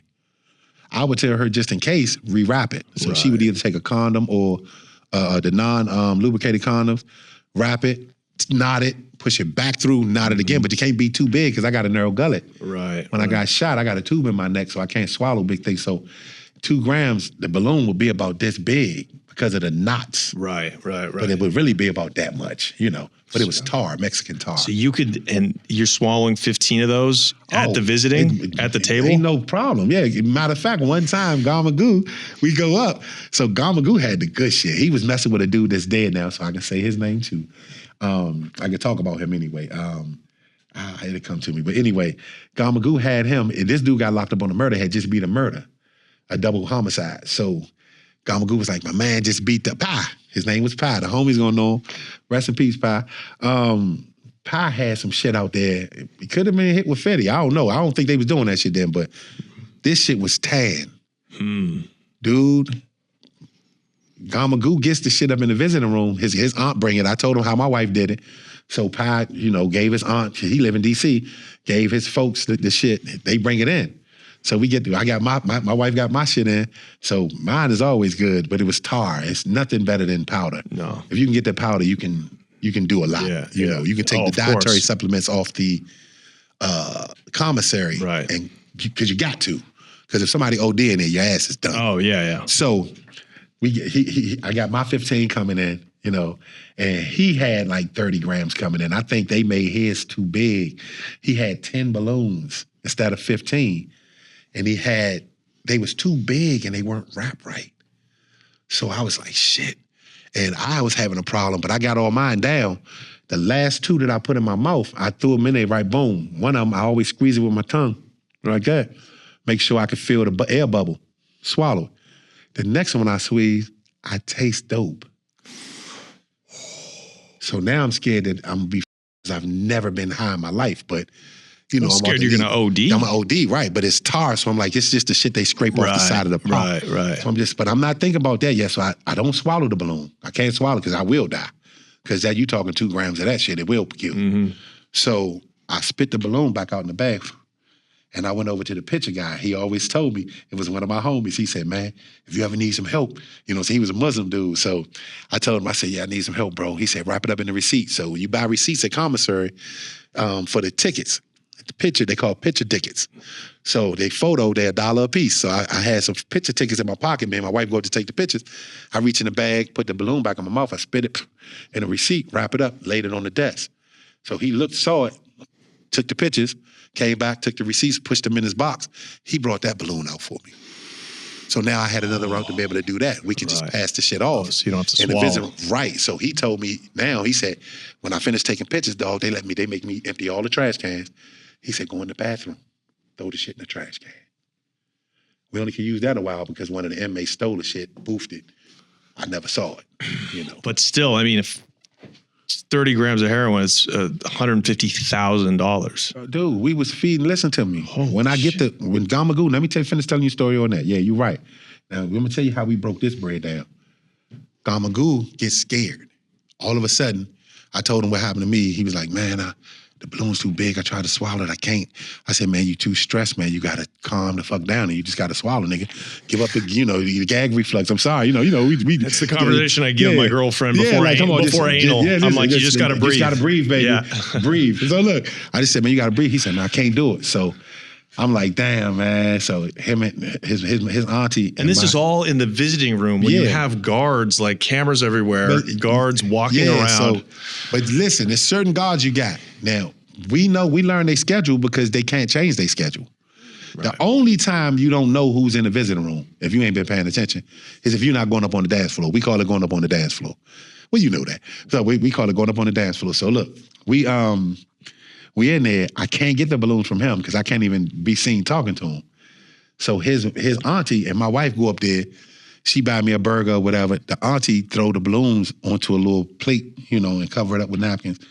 My wife was like, baby, this some bullshit. So she get the popcorn, she pop another bag. My daughter act like she wanted. So she has to pour the shit in the popcorn, them 10 balloons. I done already swallowed mine and gave one of them to Jihad. That was his name. I gave one of them to Jihad.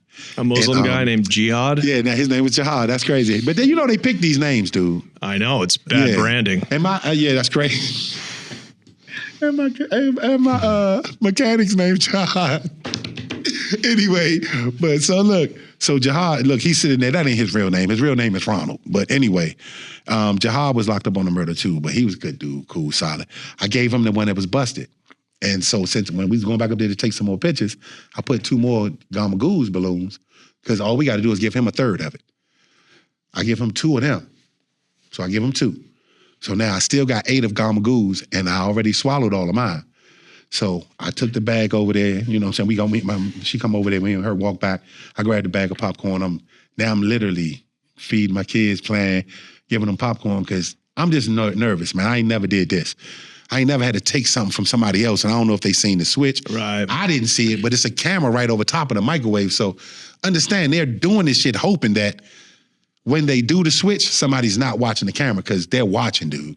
Yeah. The cameras is all, they hip. Yeah. So, but they, my wife know how to move. She pretty much did what she had to do. She did it for the whole 6 years I was down Coleman. So I told her that it wasn't nothing serious. I told her it was tobacco. Yeah, that's smart. That's smart. So that way if she got caught, she could say, So you get 15 balloons and you got 30 grams. How does that move? Do you just give them to your people whole like you were on the street with the bricks? Or how are you moving it? In prison, because you got to cover, you got to remember it's 12 units. So they lettered. Most of them, they either lettered or numbered. So. And where was this specifically where you were running this heroin racket? This was Coleman. This was my first. No, the only reason I agreed to this, not because of the money situation, but because the federal government, you tell yourself anything to do wrong. They should have never put me here. Right. I want to be home with my family. Put me to Hazleton. Send me to one of them killing fields. I don't care. I'm going to be all right anywhere I go. Mm-hmm. I'm solid. You send me to Coleman knowing that my wife already moved back. We was talking about that in trial, so you knew. They asked that I be sent far away from home. Because now my residence is, you took my house in Florida. Why? Yeah. That's the only house they took from me, 12720 Greco Drive in Orlando, Florida. So, okay, so how does it move? How you moving the heroin? So when we get the heroin, boom, I get it in. I have to give Gamagoo now. Whenever you bring it in, you can get up to half. But this is my homeboy. Mm-hmm. This is my homeboy. Whenever you bring it in, you can get up to half. I only charge him a third. So since he had 30 grams, I get 10 grams. So I get my balloons, boom. But it's hard because he got 3 in each one. So I told him, instead of you on me, we could get locked down. You know I'm good for it. I'll take, instead of taking 3 balloons and letting you owe me a gram, because they don't know how to measure it and you're going to try to cut it and all that. I kept 4 and told him, I'll just give you 2 grams or I'll pay you what you want for it. Everything was cool, so he got his. Now, what I did, the tar, I think we only got, with $25 papers, we get like 100 and, maybe 100, back then we was getting like 125, 130 papers out of a good gram, a solid gram of. And how much does each paper sell for? $25. Wow. Yep, $25. Oh my God. So, and it's then, just off of 1 oh, it's gram. crazy. $25 off of 1. And when I tell you, the papers were micro dots, dude. Oh yeah, it's nothing. It's I don't even know how but it'd be knocking them on their ass. You know what I'm saying? Oh, because they don't have any tolerance. Yeah, their tolerance is low, but it was like a little. If you see like the embarrassing booger that'll be on somebody's nose, it's smaller than that. Cut it in half. It's like a little piece of lint, man. It's like a dot. And how do the fiends take it? Now, dude, they would take the inside of a pen. They would take the inside of a pen. Somehow they turned it into a rig. A push. Yeah. I don't know how they. I caught my homie in there with the thing hanging, he dead now, hanging out of his arm one day. And I was like, what the? But they had a thing where they would push and the dope would go in and everything. It worked. Wow. Or they would catch a sweet nurse that do the diabetic needles. Right. You know, before they start making the ones that you only can bang once. Right. And she'd turn her head, but they get her ass every time. Whoop. Yep. They'll get like 2 or 3 of them. And if you get that needle, because this is the bad thing about it though. When they get that one needle, oh, everybody's shooting up with that thing, boy. Yeah. A lot of Hep C being passed around. That's how you knew all of the shooters. Yeah. All of the shooters, they hung together. They would be out on the rec yard going into the little toilet. You know, the toilet they have on the yard. You might see them going there one at a time. They stand there. Then the other, they looking around. They really going in there. So they would shoot, and the ones that blew, they just blew. Right. But, okay, so are you selling these little papers yourself, or are you giving them to your? No, of course not. After the first, maybe, I won't lie, for the first maybe 4 or 5 months, me getting used to being in and all of that. Because when I hit the yard, they were doing bad. The homies, they were going to the hole just to fuck somebody up so they can get closer to home. Because after a while, once you hit California, you're going to see what they did to me. They sent me as far away from home they could. Okay. It broke my marriage up. They told me, we're going to send you to Lose Your Girl World. And it worked. And within 5 years, she was gone. You know what I'm saying? Had slept with her trainer, had a baby and all that. I didn't care anyway. I was about to leave her anyway. So remember I told you about the house. But, you know, it hurt. I ain't gonna lie. It hurt like hell. Right. You know, because that was my support. And then when did so all this time, your appeal is set in motion. After the 3 years, you finally get I get the appeal. I dropped the bomb on him. The first thing, I go for the gusto. The police officer lied. Sure, I get the transcripts. Man, you got to remember, I got like 18,000 pages of transcripts. Wow. Yeah. You know. So do you take it to like the law library? Do you take it? Is there a guy in there? There's usually jailhouse lawyers that'll help you. Jailhouse lawyer, but this the thing. Now, I was locked up with all legends, man. I want to say what's up to Linwood Gray, Kevin Gray's, the Murder Inc. case I told you. Kevin Gray's uncle name is Linwood. He was a gangster. If you look him up, I wish he would come on here, but he's just so old, he probably wouldn't even talk. But Linwood, they accused him of killing a federal informant on the courthouse steps. Wow. He sniped him, you know. Look him up. He's a monster. Like he was a cold gangster. I'm talking about. And he was a jailhouse lawyer in there? Yeah. No, he was, but he wasn't down there. It was another guy named, this is the funny thing. Linwood, I was giving my paperwork. I needed help because I knew my case. I told it to him. But he was the guy that was down there working. I can't think of his name. Let's just call him Pee-wee for right now. It'll come to me. You know how it does. His name's probably Pee-wee anyway. It probably is Pee-wee. He was a little small, emaciated man. Right.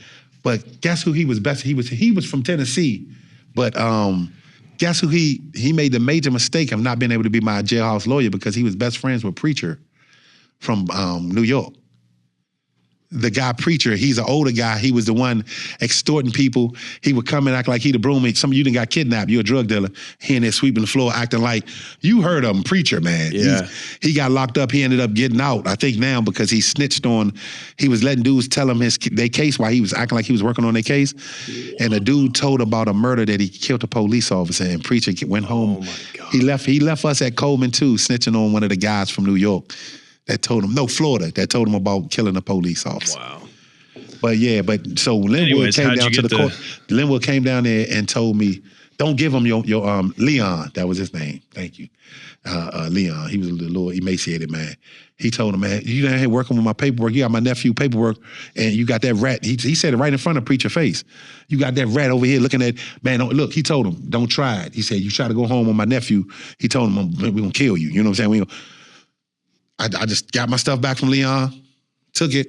Linwood said, every day you meet me down the law library. Wow. No more watching TV, all that, none of that shit. So I respected him, man, and he was right. You know what I'm saying? He's the one typing the motions at out. first, he was helping me do the law. He won't do none of that. He'll do it if I needed him. Right. But he told me, stop typing. I was doing my first little motions I was doing just to get in. I got in. I was typing them. He said, stop doing that shit. He said, man, write that shit on paper. So I have uncanny, I'm gonna give you pictures of it. I used to take regular typing paper, and I don't know how I can do it. I turn the paper like this, and I write just as straight as a typewriter. Why is that? Why write it out instead of type it? Because he said, man, it's like you're feeling into it. Right. He said, when you do that, they know that you really care. You're really caring. Wow. And see what I did by doing that. So it also shows your intelligence. Right. You see what I'm saying? You got corrective language on the keyboard. You can do that, then have somebody print it out on the Core Link system, give it to somebody. With this, if I misspell a word, I misspelled it. Mm-hmm. Didn't misspell one word, didn't mess up. Wow. How long did that take you? My first motion, it took me to do all of the studying about 3 months. Okay. And so then when did you get it filed? I filed my first motion. Yeah, what year? I'm going to say 2009. I filed my first one in 2009. It was about March. You ain't going to believe this. I sent it in, and I sent it in 2009 in March. I got an answer back so fast, it was almost like it was fake. Because I'm sending it to Virginia. You got to file to your 2255. You file to the court that sentenced you. So I sent it there. I think I got an answer back. Like it was within like 2 weeks, dude. Like I don't know how it got there and got back to me, and they granted it. They said they didn't grant me they didn't vacate it. I just wanted to extend it because remember the government kept saying I'm taking too long to file my direct appeal, but I never had. How can you file a direct appeal and you're not giving me my transcripts? Right. I couldn't prove. I didn't even know the officer's name that lied on me and said that it was me in that truck with all of that coke. So I needed the transcripts. So when they finally gave me the transcripts, it took me about 90 days. Me and Linwood and So you got an extension on your just to be able to file my direct. Okay. And did all of that, man. Sent it in. They put a under 404B. It was some stupid shit. They found a way. What did they do? They lamined. I think they call it lamined, like limited me being able to go into the police officer lying on me and this, that, and the third. When I said no, I said something in court, but you guys just didn't respect it. You threatened me to put the stun bag on me. I didn't want to defecate on myself. My friend had one on him, So I stood up in court and they showed it that I was arguing about it. Mm-hmm. They tried to say that I didn't bring it up in my motion. You put right when your lawyer gives them a notice that he's going to appeal, you give your fundamental reasons. Right. The lawyer did forget to mention, I don't know how, that was the biggest thing. I get found guilty of distribution and get a life sentence when I didn't really distribute. The distributor is the person who sells it. You were just importing who sets the local, that's their law. That's the law that, in Black's Law Dictionary, you have to be the one that's just set the local price. Right. So I didn't do it, but I get found guilty of that. So I'm breaking it down. They shot me down. Now, 2010 that's 9. Right. 2010 coming, lose my wife. Right. They for no reason, I'm going up there catching pack. They don't know nothing about this. I'm working in a barber shop. The captain was a black guy. The lieutenant in the hallway was a white guy who was supposed to make captain before the black guy. Me and him was always cool, you know. I used to call him Kubanov. He was a big ass, like type Russian type dude. You know, nobody played with him. You know what I'm saying? He really bust you up. You know what I'm saying? So we ain't played with him, but he was cool. He walked me to the barbershop, let me in. Anytime I used the bathroom, need to use the bathroom, I'd knock on the door, he'd let me out. Cool. Him and Captain Brown, who was a lieutenant just like him, got into it. He come to the barbershop one day, he sees somebody pushing me 10 stamps under the door for a haircut. Now, at this time, 10 stamps, each stamp was 50 cents, so that was $5 for a haircut.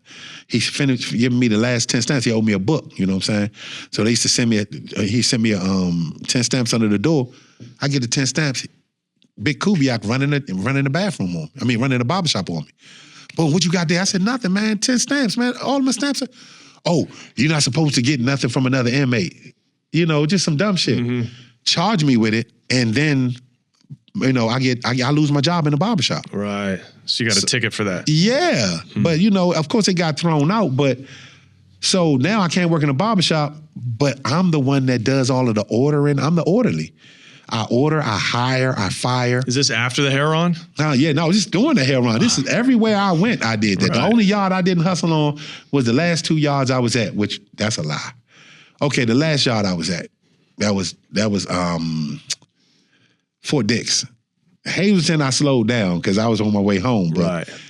Okay. Hazleton, so let's get into it. Just walk us through the years and the motions, and let's just go through that because there's a lot of legalese. That, you know. Okay, now here we go. We're gonna do this real quick in a nutshell. My direct appeal, they shot it down. Mm-hmm. They killed it. Boom. They knocked it down immediately. Wow. I was wondering how, oh my God, I don't know how I'm gonna get this back in.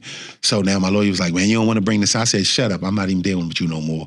I filed a motion to the OPR on him, Office of Professional Responsibility, trying to get rid of him because he let them do this to me. You know, you sat there, you asked the questions and let them tell you that it was me in the car, and you didn't challenge it. You know what I'm saying? You should have challenged it on record. Right. Because of that, they shot this down. Okay, boom. My 2255 come. I break everything down. I break down Robert Wilson, you know, them not believing anything. They brought him in to testify against the importation. If the jury found me not guilty of importation, then where did I get the drugs from? You know, that was just simple. Where did I get the drugs from? Nobody else had a out of country play. I just didn't understand how this happened. So I got some play on that.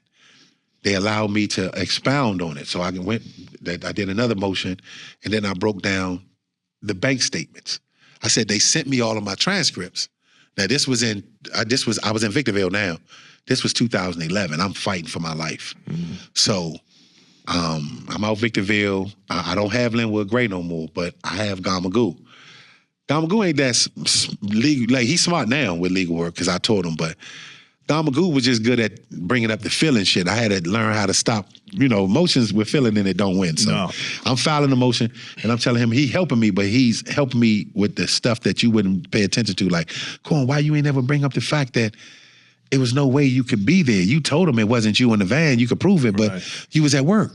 You got letters. Man, where your bank statements at? So I wrote the bank and asked the bank, Bank of America, to give me my bank statements. I asked BB&T. I had accounts with every bank in the city.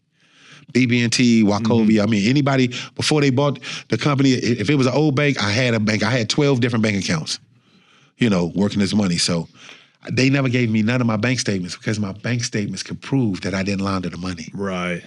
I literally didn't. After 80, 90, I'm gonna say 92, I never put another dime of drug money in. There was no drug money in those banks. That was all real estate. Yeah. Because I started sending my money with their money. Right. You see what I'm saying? To Switzerland. Yeah, that's it. And so once I get to the Bahamas, Kareem will sit there for 2 days, and then they get on the flight, and they go to Switzerland. All you could take, the most he ever took over there, they really don't touch them private flights.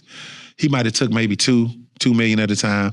Most of the time I was sending 300, 400,000. It was worth it. Right, of course. But I gave him $5,000 for that trip. Right. Because this money that I never was going to touch. It's money that I didn't need, no lawyer money. I had them 300 to 3 million in each one of them storage units. Yeah. So you got those bank statements. Yeah. And you submitted those with the next motion. Right. And let me tell you how. Get the bank statement. This is going to mess you up. It's a guy in the government. Thank you, Matthew Cutts. His name is Matthew Cutts, Kutz. He worked for the, I doubt he works there now, the IRS. He is the one that's in charge of their storage units. My case was so old now, getting old now, that they were, after 7 years, they start telling you got to come get the paperwork that they took. Now, this is the letter he sent me. I'm going to send you a copy of that, too. It said, how are you, Mr. Day? I hope this letter finds you in good health. Blase. We have 19 boxes of evidence that was taken from your house from Prosecutor Ladora Knight, who's no longer with us.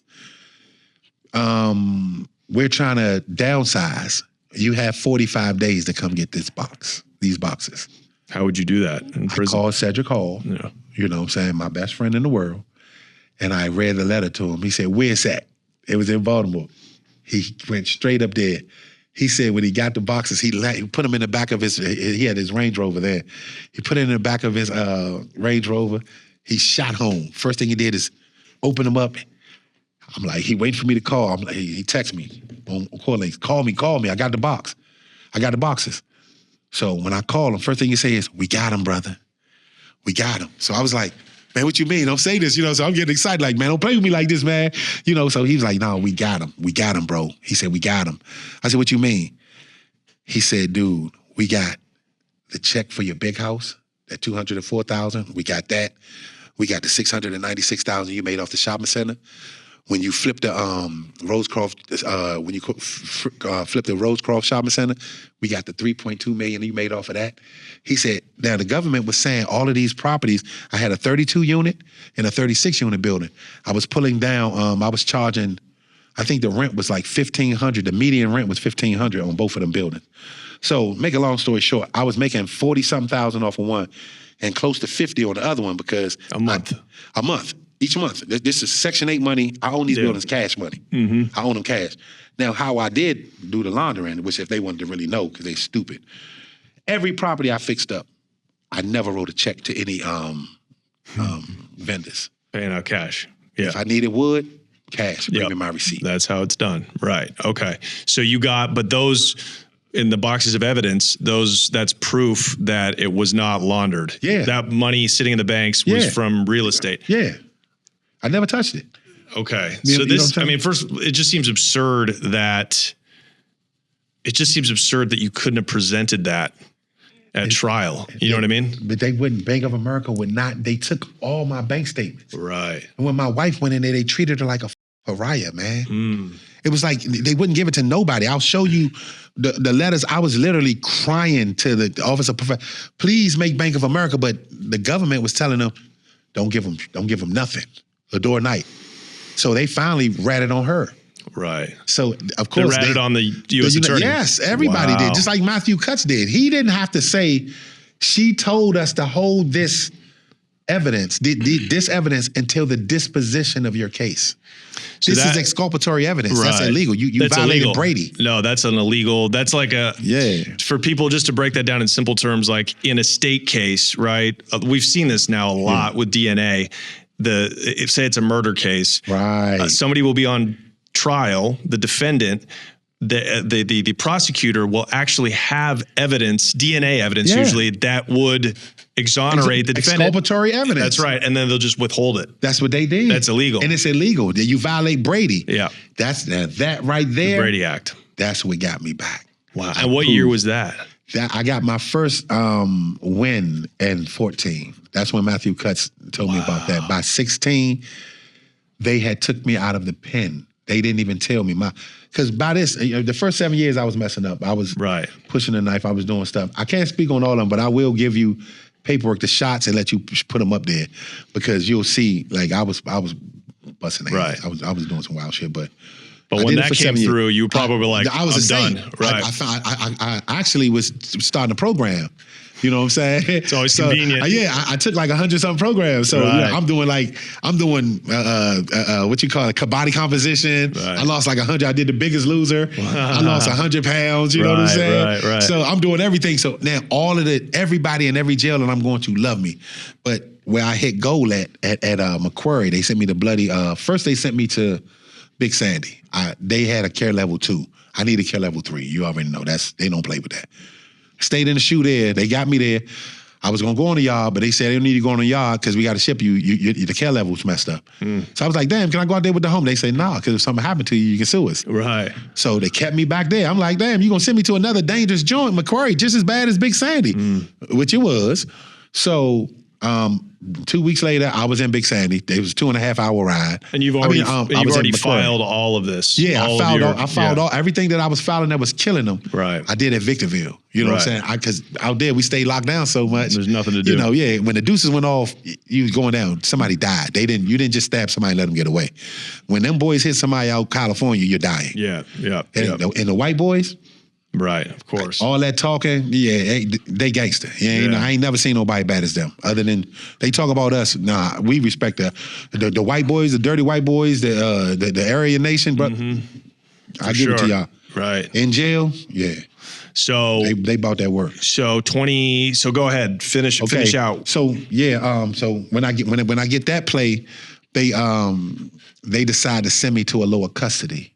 You see what I'm saying? But before they could send me anywhere from California, they had to send me to McQuarrie. So when I get to McQuarrie, I run back into Gamagoo. He's back there.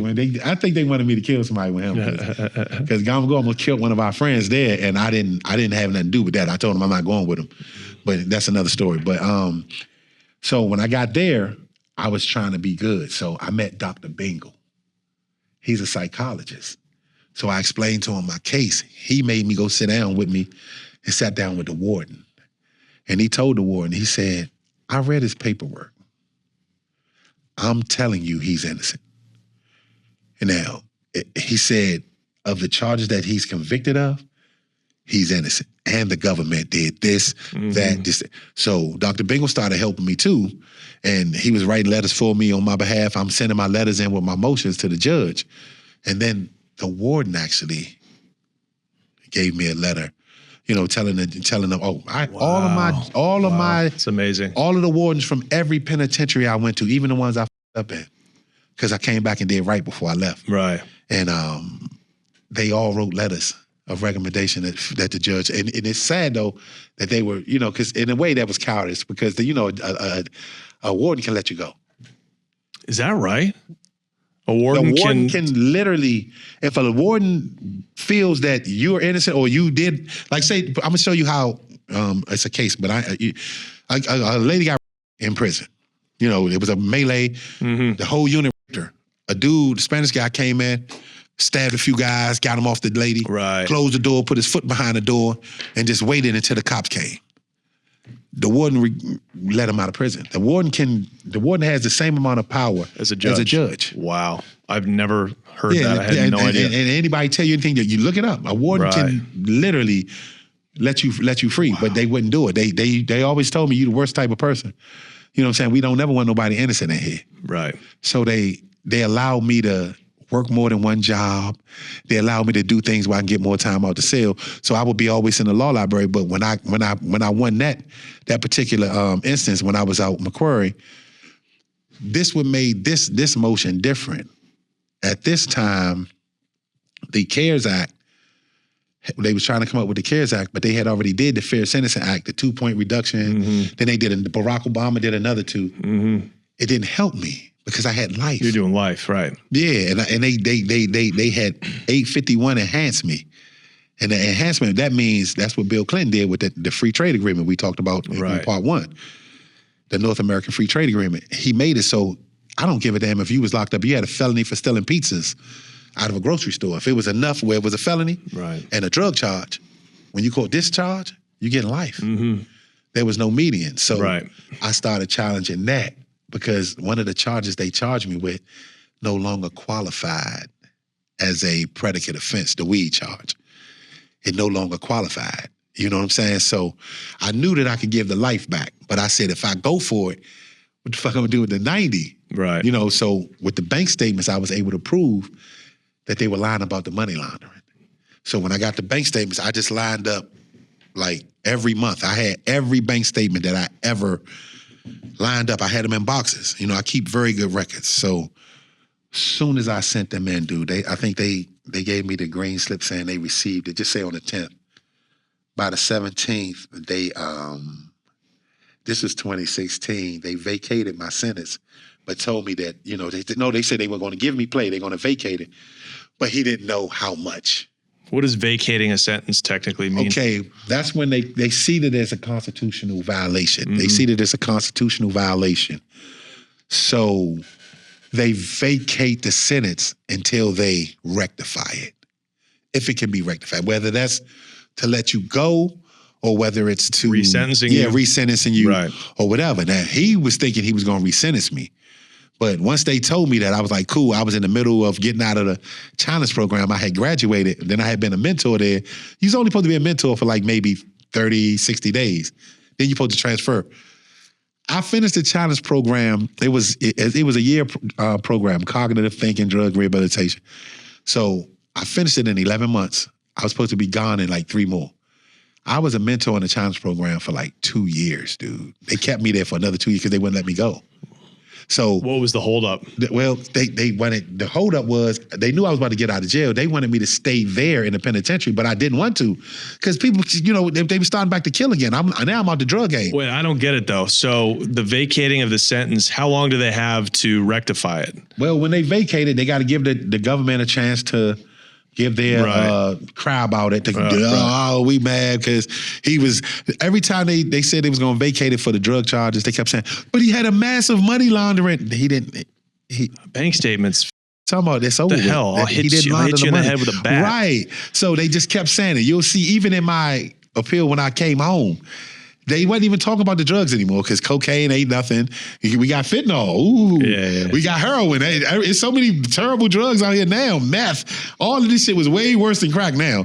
They mad about that shit. So they giving me, oh no, he can't get back because of this. So this went on for 2 years. Yeah, went on for 2 more years. Now we're in 2018. Now 2018. Okay. I thought I was about to go then. My name came up in another case. Oh my God. I just wanted to make sure it wasn't in jail. It was an old case. My lawyer said, let me look in it. Your name is ringing, and they're thinking about calling you back. I said, I'm not going back to court, so it don't matter. Whoever going through something, tell them leave me out of it. Go meet with them. Come to find out, a guy from way back, a young boy that I raised in the game. When I was 19, he probably 4 years younger than me. He was 15. This little dude, he was a friend of mine that worked in the barbershop with me named Anthony Hill. It was his little brother. Anthony Hill was good dude. We can cut hair. Me and Hill was real close, but Hill was kind of like you know what I'm saying? If you give him something for $3,000, he might bring you 2, then you'll give him something to make up the 1,000. He might give you that money plus 5 more, but you ain't gonna never get all your money out of him. Right. You done dealt with dudes like, they good runner, but he just gonna fuck up. He's going. So I started messing with his little brother. His little brother was just like me. He was a genius. If I gave this motherfucker an eighth, you know what I'm saying? He's gonna come back in 20s with every dime he made off it. I gave him an eighth one time. He said, I'm gonna try to make $12,600. I said, why? Because there's 126 grams in the eighth. I'm supposed to make $100 off it. He did it. He took it down to like a part in Maryland, like where you can sell coke for way more. And he did it. So this guy, after I got locked up, he's the one I sold 6323 as a house. That Rufus, the house that was on Rufus ID. Yeah. This is so crazy. Daryl bought that house from me. At first it was gonna be a straw buy, like a quick claim buy. Right. But he needed a house, so he was like, man, they got money. I was proud of him because I had started giving this young boy, when he was 15, he was like me, I was giving him 10 bricks a hard. Wow. I was giving him 10 straight bricks a hard. 15 years old. Yeah, he was 15, but the boy was a genius. Show you how much of a genius he was. You look this up too. He just turned bad, which is why my name came up in this case at 18. Yeah. He couldn't get me in trouble because the case was old. Statute of limitation was out. But in catching his case, he started cooperating against these guys a guy named Twin and another friend of mine named Lotto. He didn't know anything about Lotto. I found out about him snitching because when I was down Fort Dix waiting to come home, Lotto get off the bus. Now at this time, COVID is right before COVID, but we was hearing about it. As a lifer, I wasn't allowing nobody off the bus to come into the unit because I didn't want to catch that shit. So we would go down there, and the police was allowing me to do it because they didn't want nobody off the bus either. Right. They didn't want to catch COVID. This shit was killing people, you know what I'm saying? So When Lotto came, I was like, the only one can come off because I know he was just at that last spot with me. He ain't got nothing. It's him. So the cop was like, Jazzy Faye was like, man, we can't do that. I was like, nah, let him in. So they let Lotto in. I got cell phones and all that. So we started working together. We started getting stuff in. But Lotto said, man, what's your whole name? George, your name ain't George Day, Cornelius Day. I was like, yeah, like, what's up? You know? He was like, nah, Slim, you on my case. I said, what you mean? You just coming in? He said, nah, man. You know a dude named Fat Daryl? That's how I thought about. I said, Daryl Hill? I said, yeah, that's my young boy. Yeah, Shorty got locked up with 50 keys in his house. Had 50 keys of powder coke. Wow. $250,000 in cash. He had one of them TI rooms. Total idiot. I don't know where he get this from. He had to use his thumb. He the only one can get in there. His dogs are in there. Right. He got dog cages with the dogs in there.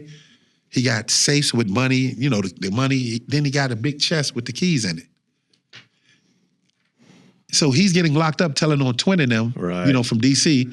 He telling on them that he's doing what everybody was trying to get me to do. He get locked up because he's getting all of this coke in, but instead of whipping it, he don't know how to whip. I never showed him that. He started taking a quarter key out and putting the no taste, no smell from Miami in there so he can sell the keys for 20 a pop and take the other quarter and sell it for $6 so he can make him more money. Or okay, you know. So he's telling them in his case about how much coke I was giving him. Way back in the day. Yeah. So, you know, anytime your name is mentioned in the system in that, I forgot what it's called, you know, the court system. It's an alert to your last attorney. Right. So he was telling me a name popping up. Okay. So Jeremy Kamens at the time was like, nah, man, I think you okay. It's just a guy snitching.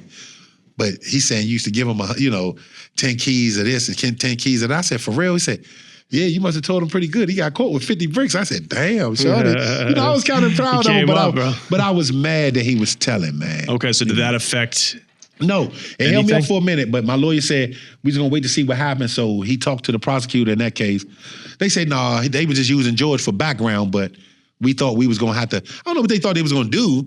If he was saying if Twin and them would have went to trial, I guess they was gonna call me in to bolster because he was young. They didn't believe that, you know, this young boy that was in his early 20s early to mid 20s now is selling this kind of coke, this kind of work, you know what I'm saying? So they gonna call me in.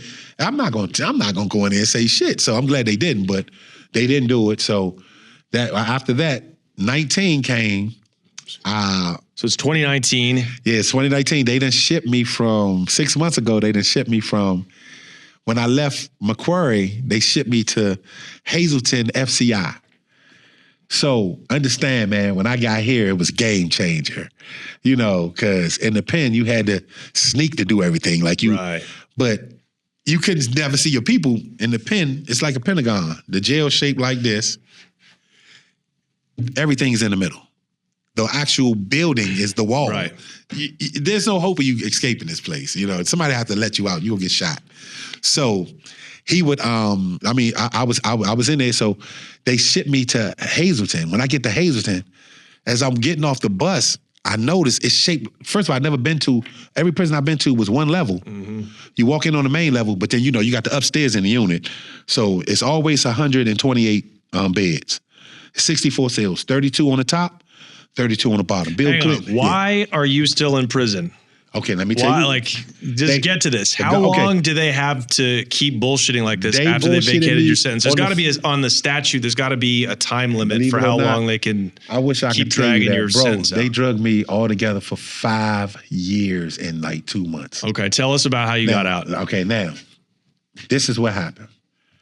When I got to Fort Dix, I was like, all right, fuck this. You know, the law library is right downstairs. I never have to work. I never have to work to get down to the law library, try to beg a cop to let me. I'm going right downstairs to the law computer. So I'm studying, looking up cases. Gravit comes out. It's another case that's supposed to settle the First Step Act, because they came with this grand thing that was going to stop the 101 ratio. Mm-hmm.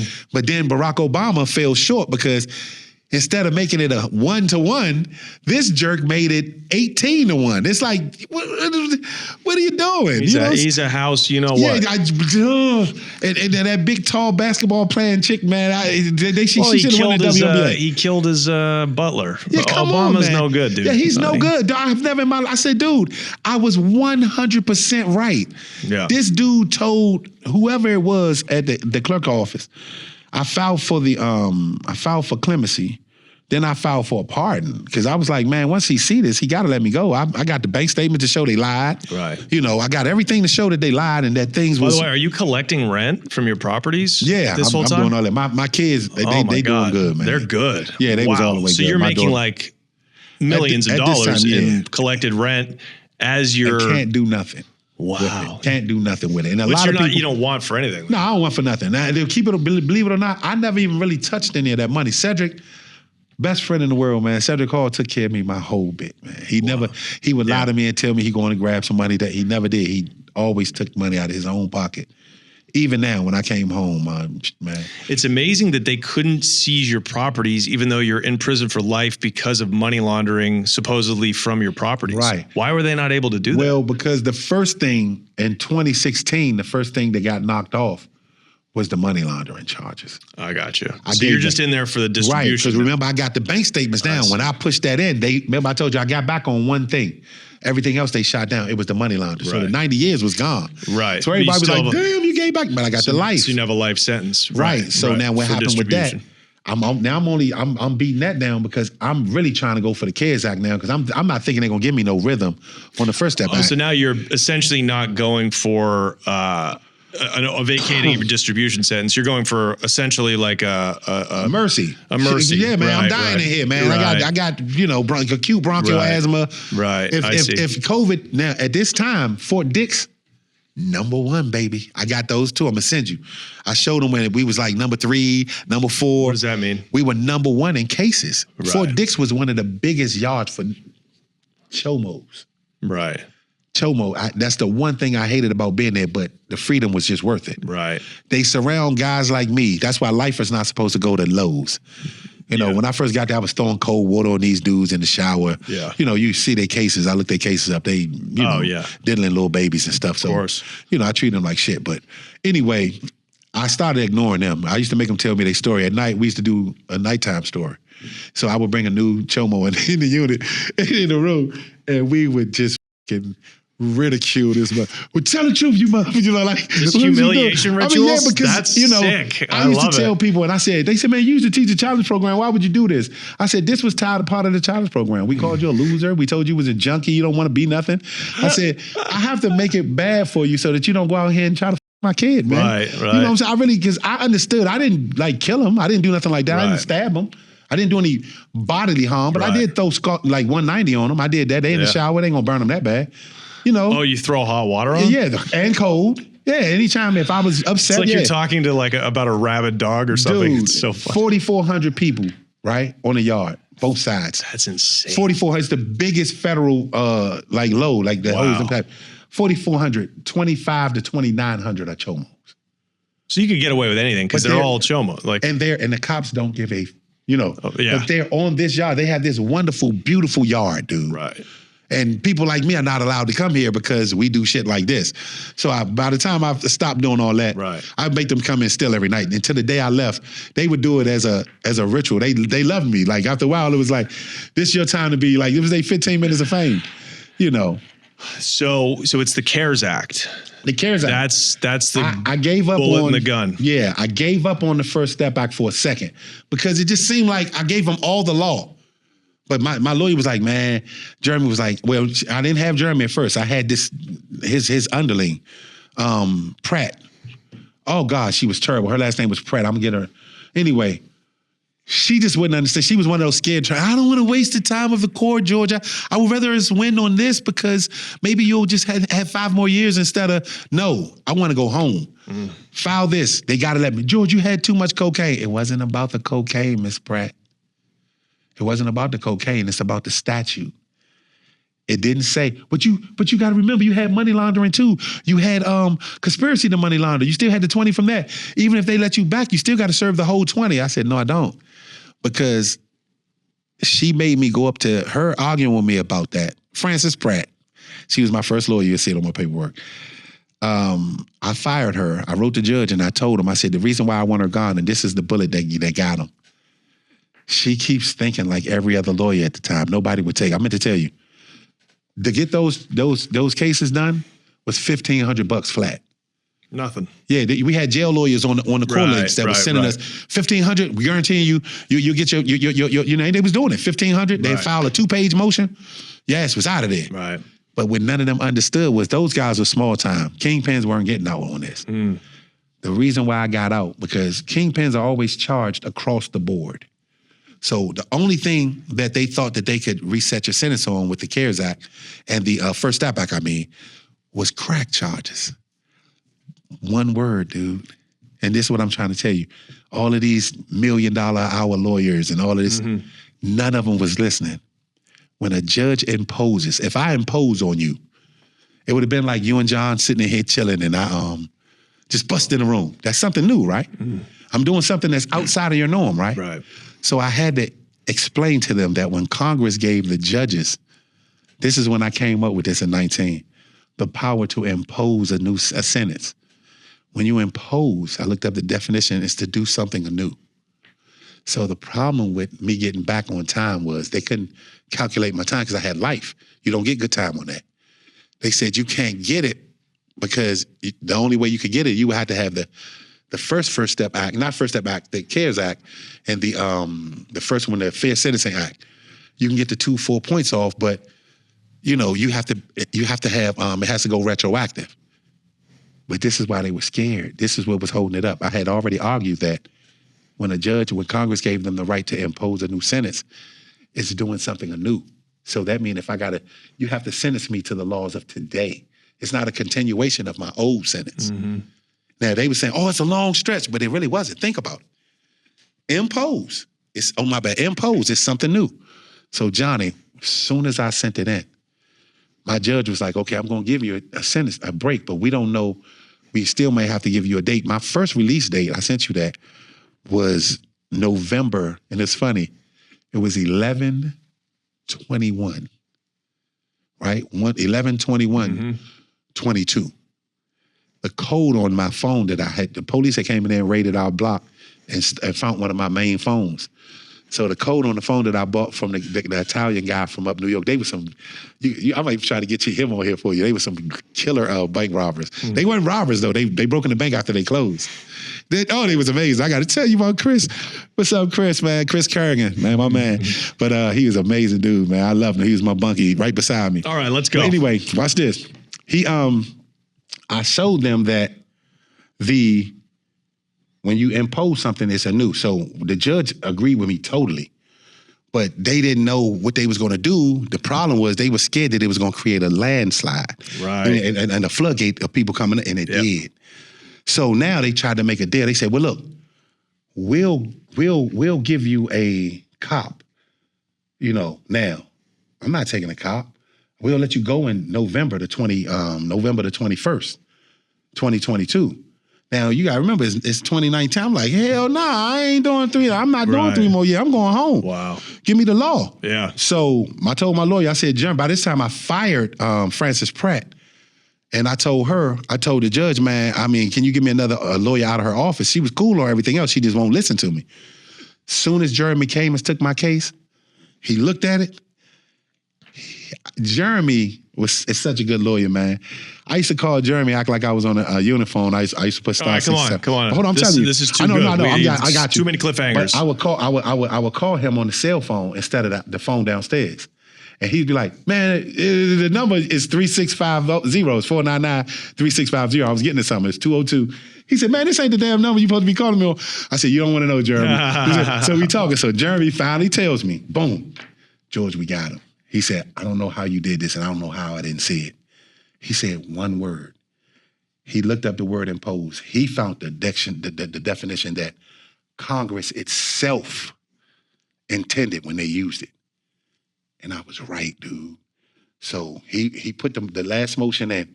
It was a motion to reconsider and you never get these. If a judge give you a release date, take the shit and go. Right. I was like, nah, man. He said, we got a 1%. He said, you're right. You're going to go home in 22. The government's challenging it right now, but the judge is not going to go back on that. You got that.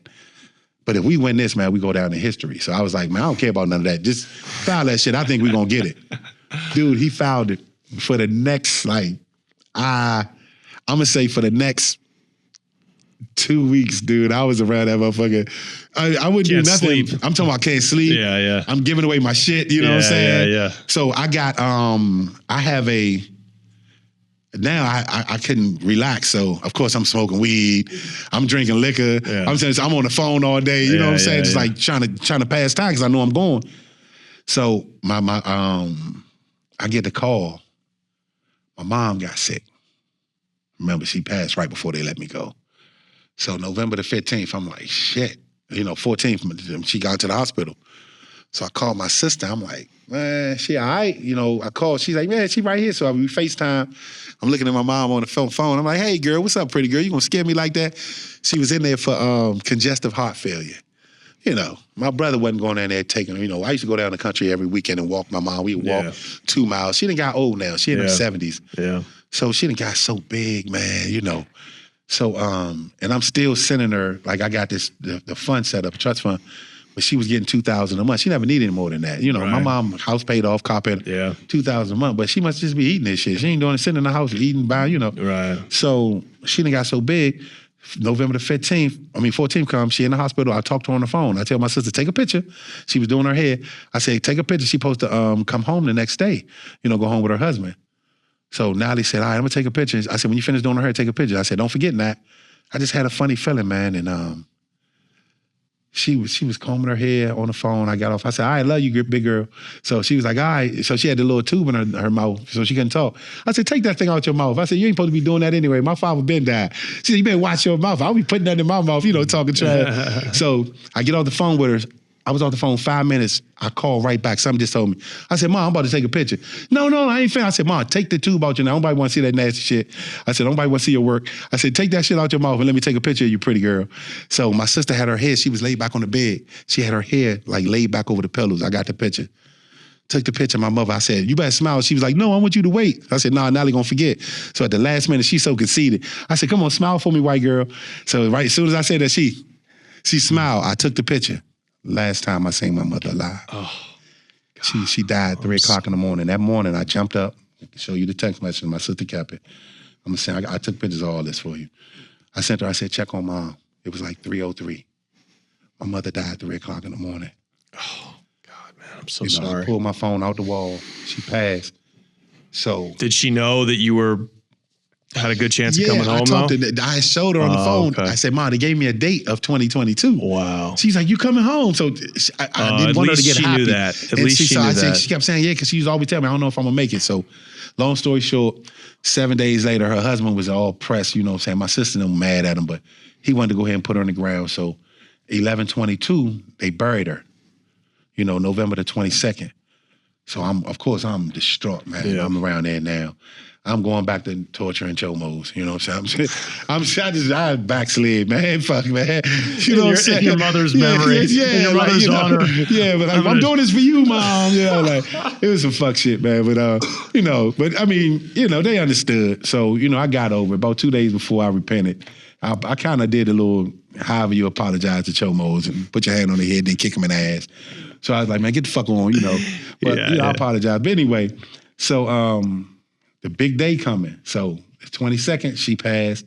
The police came up on the floor. This was big. Jazzy Face said, man, you told the captain, they called up here. They told us your mom died, man. The day is her funeral. We know you wasn't able to go. If you want to, I'm not saying you got a device or anything, but this is the police, man. Yeah. Them guards are not bad in them lows. I'm going to say that. Even in the pen. Right. He was like, we're not coming in the building. We're not letting the search crew come. Because, Fort Dix got jump out crews for the phones. They got a box that tell them when the people... It's 300-400 phones in the building, man. What the fuck? Everybody and their mother got a phone, So I'm on the phone watching the funeral and all that. I speak at the funeral and all that. I got the video of that. Everybody crying. So that's November the 22nd. 8 more days ago. I'm walking through here. I'm going crazy. Right. So I'm going down to the counselors. I'm talking. Finally, I get a hit back. Boom. It was, I never forget, it was December the 6th. And whatever day that was, the next 4 days was horrible. I get the call. Jeremy is to the point now, he's not even planning to call me on the jail phone. Right. He calling straight to my cell phone. So, what's up? George, man, he's crying. Man, we did it, dude. We did it. No, this is my lawyer. Jeremy Kamens is the most gangster Jeremy Kamens, man. So he took that argument to who? Yes, he took it straight to my sentencing judge. Right. And he told him, man, there's no way. You know when the judge, he said, this man, this case, Your Honor, don't forget this, he's giving you guys back your power. Because but you have to understand, this is what the government was stalling. They kept stalling. And when I show you the things they were saying, when you show it to the people, they're going to be mad. You're going to get 100 million views on this, man, because they were only mad because it was going to create a floodgate. Mm-hmm. But you should have let me go at first. Right. So by doing this, now if you had crack on your case, but you had a murder, the judge can say, okay, for the crack case, I'm going to sentence you to, you did 25, I'm going to sentence you to today's time, you would have got 15 years. Mm. Now, if you got 15 years for this, because he did something new when he imposed in his sentence, that gun charge ain't as strict no more. Right. Because if you only got this much time for this, whatever you got back from now, he got to sentence you anew. So that is under the new, what act is that? Is First Step that's and the CARES Act. My motion tied them both together. I was the only one in the federal system who made their motion. I did two things that was so different and was ingenious that's why all of the judges love me. And anytime I speak to somebody hearing, they let them out of prison because they don't ever go back to jail either. But it's because, well, it not only made it so the prosecutor couldn't force the judges to give life. My judge retired after he gave me that life sentence. He went on the news. He didn't deserve a life sentence. He didn't even have a gun in his case. Right. You know, I didn't have any violence, none whatsoever. But I had life plus 90 years. But I'm telling the judge, I'm in here with child molesters that made their two nephew and niece. Okay, so dial it in. You know. So you essentially just got resentenced. It's not like you got anything overturned. Yeah. And so you were given technically time served? Yeah, I was giving time served after the 11/21/2022. I challenged that because I said, if you're going to do that, then you gave me a release date. Give me my good time. Ah. How much good time do you get on 20? Right. Yeah, 17, 15%. 16, 18, yeah. Yeah, 15%, 85. So I was way over. Right. The government got one last stab at me. They answered that day. He put in my motion first thing in the morning for reconsideration. Dude, look it up. If you look up reconsideration on a sentence that you got re-sentenced for, nobody ever you don't get it. It's over with. You got re-sentenced, shut the hell up, go home. The judge read my motion and the way we put it, the way Jeremy explained it, the way I told him to explain it is, just imagine, this is what happened. Imagine making a mistake, you know. I said I sold cocaine. I admitted all this stuff now. I imported cocaine. I did all of these things. You forgiving me. You're saying I had no violence. I had nothing. But because of this money laundering charge, this 90 years, you know, I gave away 70 of it. Now I got the 20. I still had the conspiracy. Remember the conspiracy to commit money laundering carries 20. They gave me the max for everything. The judge just ruled that not one now, but the only two predicate offenses, one now they know that it was my brother's. It was his charge all along. It wasn't even under my name. They had to take that off. So I definitely would have got less time. I would have got 10 years. Right. Now they have the charge with the not the 42 rocks, but the other little small charge I had caught. That was my other brother's charge, the weed charge. That's gone. The judge granted, it reached his office at, they said on the paper like 9:50 something. At 1:00 p.m. that same day, he vacated my sentence and released me. And there's nothing the government can do after that because it was over. Wow. But that was on the 6th. I didn't get out of prison until the 10th. Let me tell you what they did just to fuck me over. They wanted me to, they knew that I was in there doing stuff to people. People was dropping notes, but it wasn't getting no further. So they sent my paperwork to a Maryland, because I lived in Maryland. I was moving back to Maryland in one of my old houses with my with the family member, one of my cousin's ex-wife that me when I was a kid. That was something different. But I had to move in with her because she was the only one in my family that I could consider family, that they consider family, that didn't have a gun. You know, everybody in my family has gun registered to their house, you know, so I couldn't stay with my girl at the time. I couldn't stay with nobody because they had guns. So I was waiting. So they sent, in order to make it even longer, I got approved to go to her house. I would have stayed anywhere. I just wasn't going to no halfway house. So, and they didn't want to send me to one because, like I said, I wasn't supposed to have papers. But the government was arguing that I get 10 years papers. So in this 4 days, all of this happened. They filed that I get 10 years papers. The judge said he's going to agree just to keep the paperwork on, but he already told me I knew what to do. So I'm going to have to fight that when I get home. I agreed to it. Okay, give me 10 years. They sent my paperwork to Maryland, knowing, even though I'm going to live in Maryland, eventually it has to come. No, they sent it to Virginia, I'm sorry. They sent it to Virginia because my case was called in Virginia, but I didn't live in Virginia. So I was about to walk out to jail. They was going to put a warrant back on me and lock me back up, and they would have held me for another 60 days until they cleared it out. They was going to call me, say I escaped prison. But this would stop it. I seen the paper. I said, hold up. How y'all got me going to see a probation officer in Virginia? I knew that was illegal. I said, I was charged there, but I live in Maryland. So it took them 2 more days from the 8th to the 10th.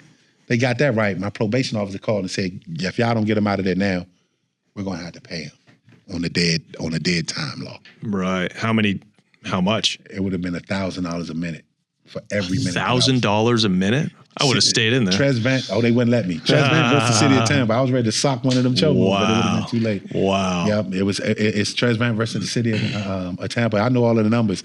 It's 1,440 minutes in a day. So that would have been $1 million. It would have been 1,440,000 a day. Oh, so they're like, get him out. Yeah, so they got me out. See, this is where they messed up on that. They let me out. And remember that old 2255 that I put in that they shot down my direct, but they never answered the 2255? Because they kept me on papers and I was still suffering under the sentence. They had to answer it. About the police officer, did it affect my case with him lying and saying that I was in the car with the Supreme Court said yeah. So what does that mean? So now I filed for a certificate of innocence. We're waiting on that now.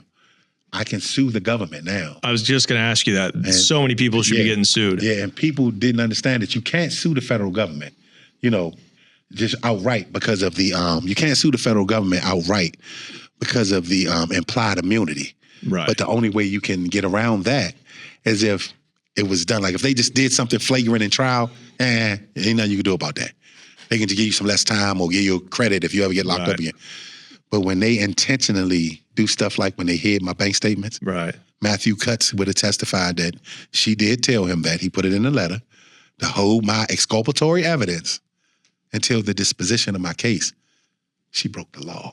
So now that's what we're dealing on. So okay. So so you came home December of 2019. December the 20th, 2020. Wait, what? Yeah. God damn it, these dates. December the 20th. We're all thinking it's 2019. No, 2020. Okay. They drag. I told you. I fought all of this shit out for damn near a whole year. From like September or something 19 all the way, September or something 19 all the way through December. My mom died in 2020, remember, November 15th. I see. All right. So they drugged me there. Okay, so you got a December 2020, but there was no parole. There's nothing like that. There was no paper. No, they tried it. They tried at the last minute. They made me sign that paper. They put me on 10 years probation. Right. But when I came home, I didn't do none of it. So what I did was, after about a year and a half, I got tired of it.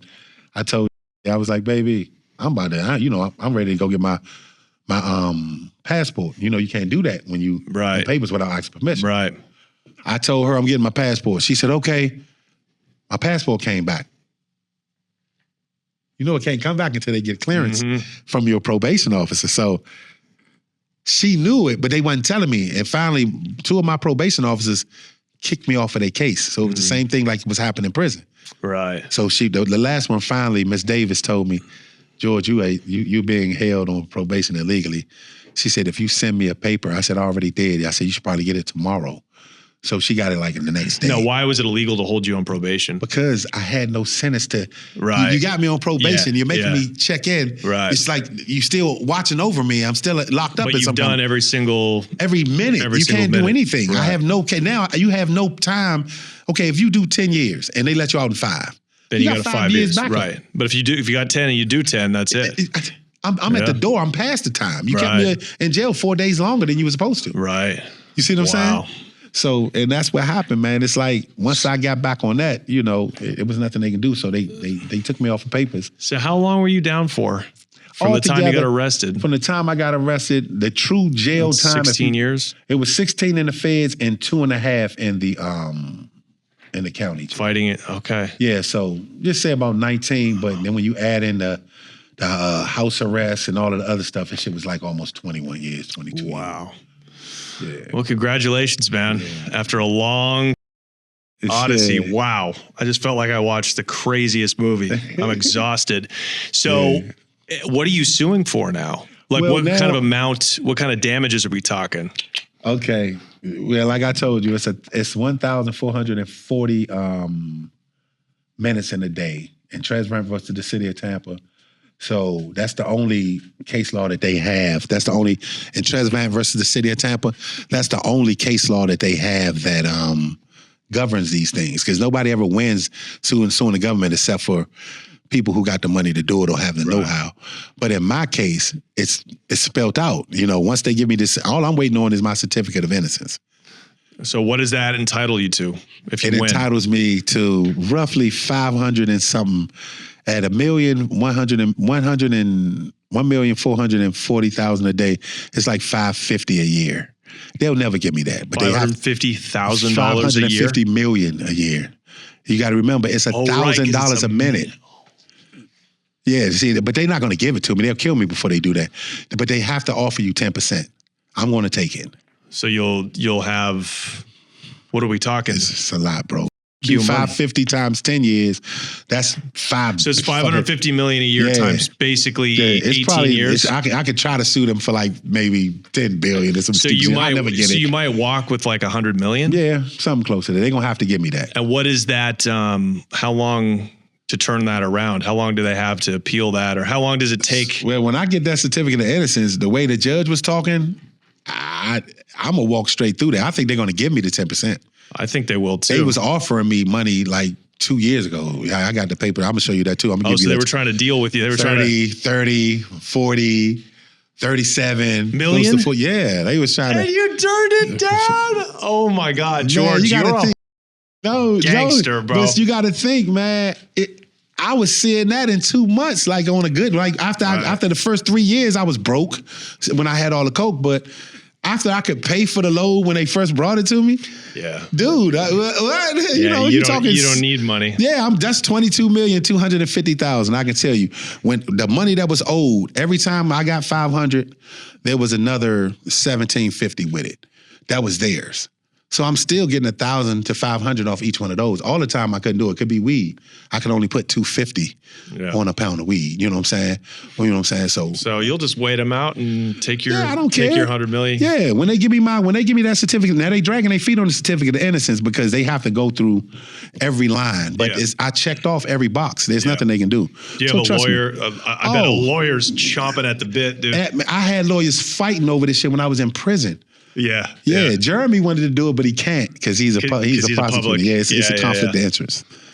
But wow, that was the coolest. I'm going to come talk to you after that. That was the coolest story I have ever heard in my entire life. Wow, George. I mean, it's all documented, man. Well, I hope you keep taking care of yourself and, lose some weight, stick around for that money. I'm still doing it, man. I'm walking. I'm walking, doing this security thing, man. I'm a director of security now. So, I'm working with a good guy, man. We getting some good contracts. So I make good money. And you're helping inmates. So basically your case, where you were telling me, and we'll get out of here after this, your case, the one that Jeremy helped make, this is now case law. It's a landstone, it's a milestone case, so people are appealing their own cases based off of this case. Any first step, because my case was First Step Act in conjunction with the CARES Act. Right. Because both of the laws were laterally the same. Right. It's just one dealt with, the reasons why you should let the crime go, and the other one dealt with the actual crime itself. So when I brought them together, they couldn't deny me. You see what I'm saying? And I don't know why. I guess I just kept trying, man. When you get locked up the way I did, man, you don't have anything else to do but fight. Well, I admire it because most people that have been down 17, 18 years, if they saw, oh, wow, I got a date. I just beat a life sentence. I can be out in 3 years. Yeah. Most people would have just took it. I was done, dude. Yeah. I was done. I was a lifer in Fort Dix. What am I doing there? Yeah, but I'm just saying it's admirable because you did have a date now. Yeah, I did. I couldn't spend another, man, you know how it is. I wanted to be home, man. My kids, I had promised everybody. My mom died. It was just too much hurt. It was time to let it go. Well, I think can you at least be proud that, wow, you saw this legacy that you've built and the money that you'll get. I mean, your kids will never have to follow in your footsteps. Nah, they won't. That's for sure. And I helped over 50, when I was in trucking, 57 returning citizens learn how to drive box trucks and rigs. And when I left the business after, I told you about the yellow freight when they filed bankruptcy, I got beat for $300,000. In 18 months, I saved $357,000. I had to pay out $320 something, and I did that. She watched me doing it. After I did it, dude, I couldn't afford to keep myself going. So what I did is went into every one of the warehouses that I had relationships with, and my guys that were running my returning citizen guys that were running, I gave them the contracts. Nice. So you can bring some of them on too. That's man. awesome. That's awesome. Yeah. Wow, George May. Incredible story. Yeah, thanks so much. You want to shout out DC one more time? Yeah, man. Shout out the homies, man, and all of the ones that's trying to come home. Gamagoo, all y'all, man. I'm going to get y'all out of there, man. That's Kevin Gray, Larry Gooch, all y'all, man. I love y'all. The great George May. Yeah, we'll see you next time. All right, man. For sure.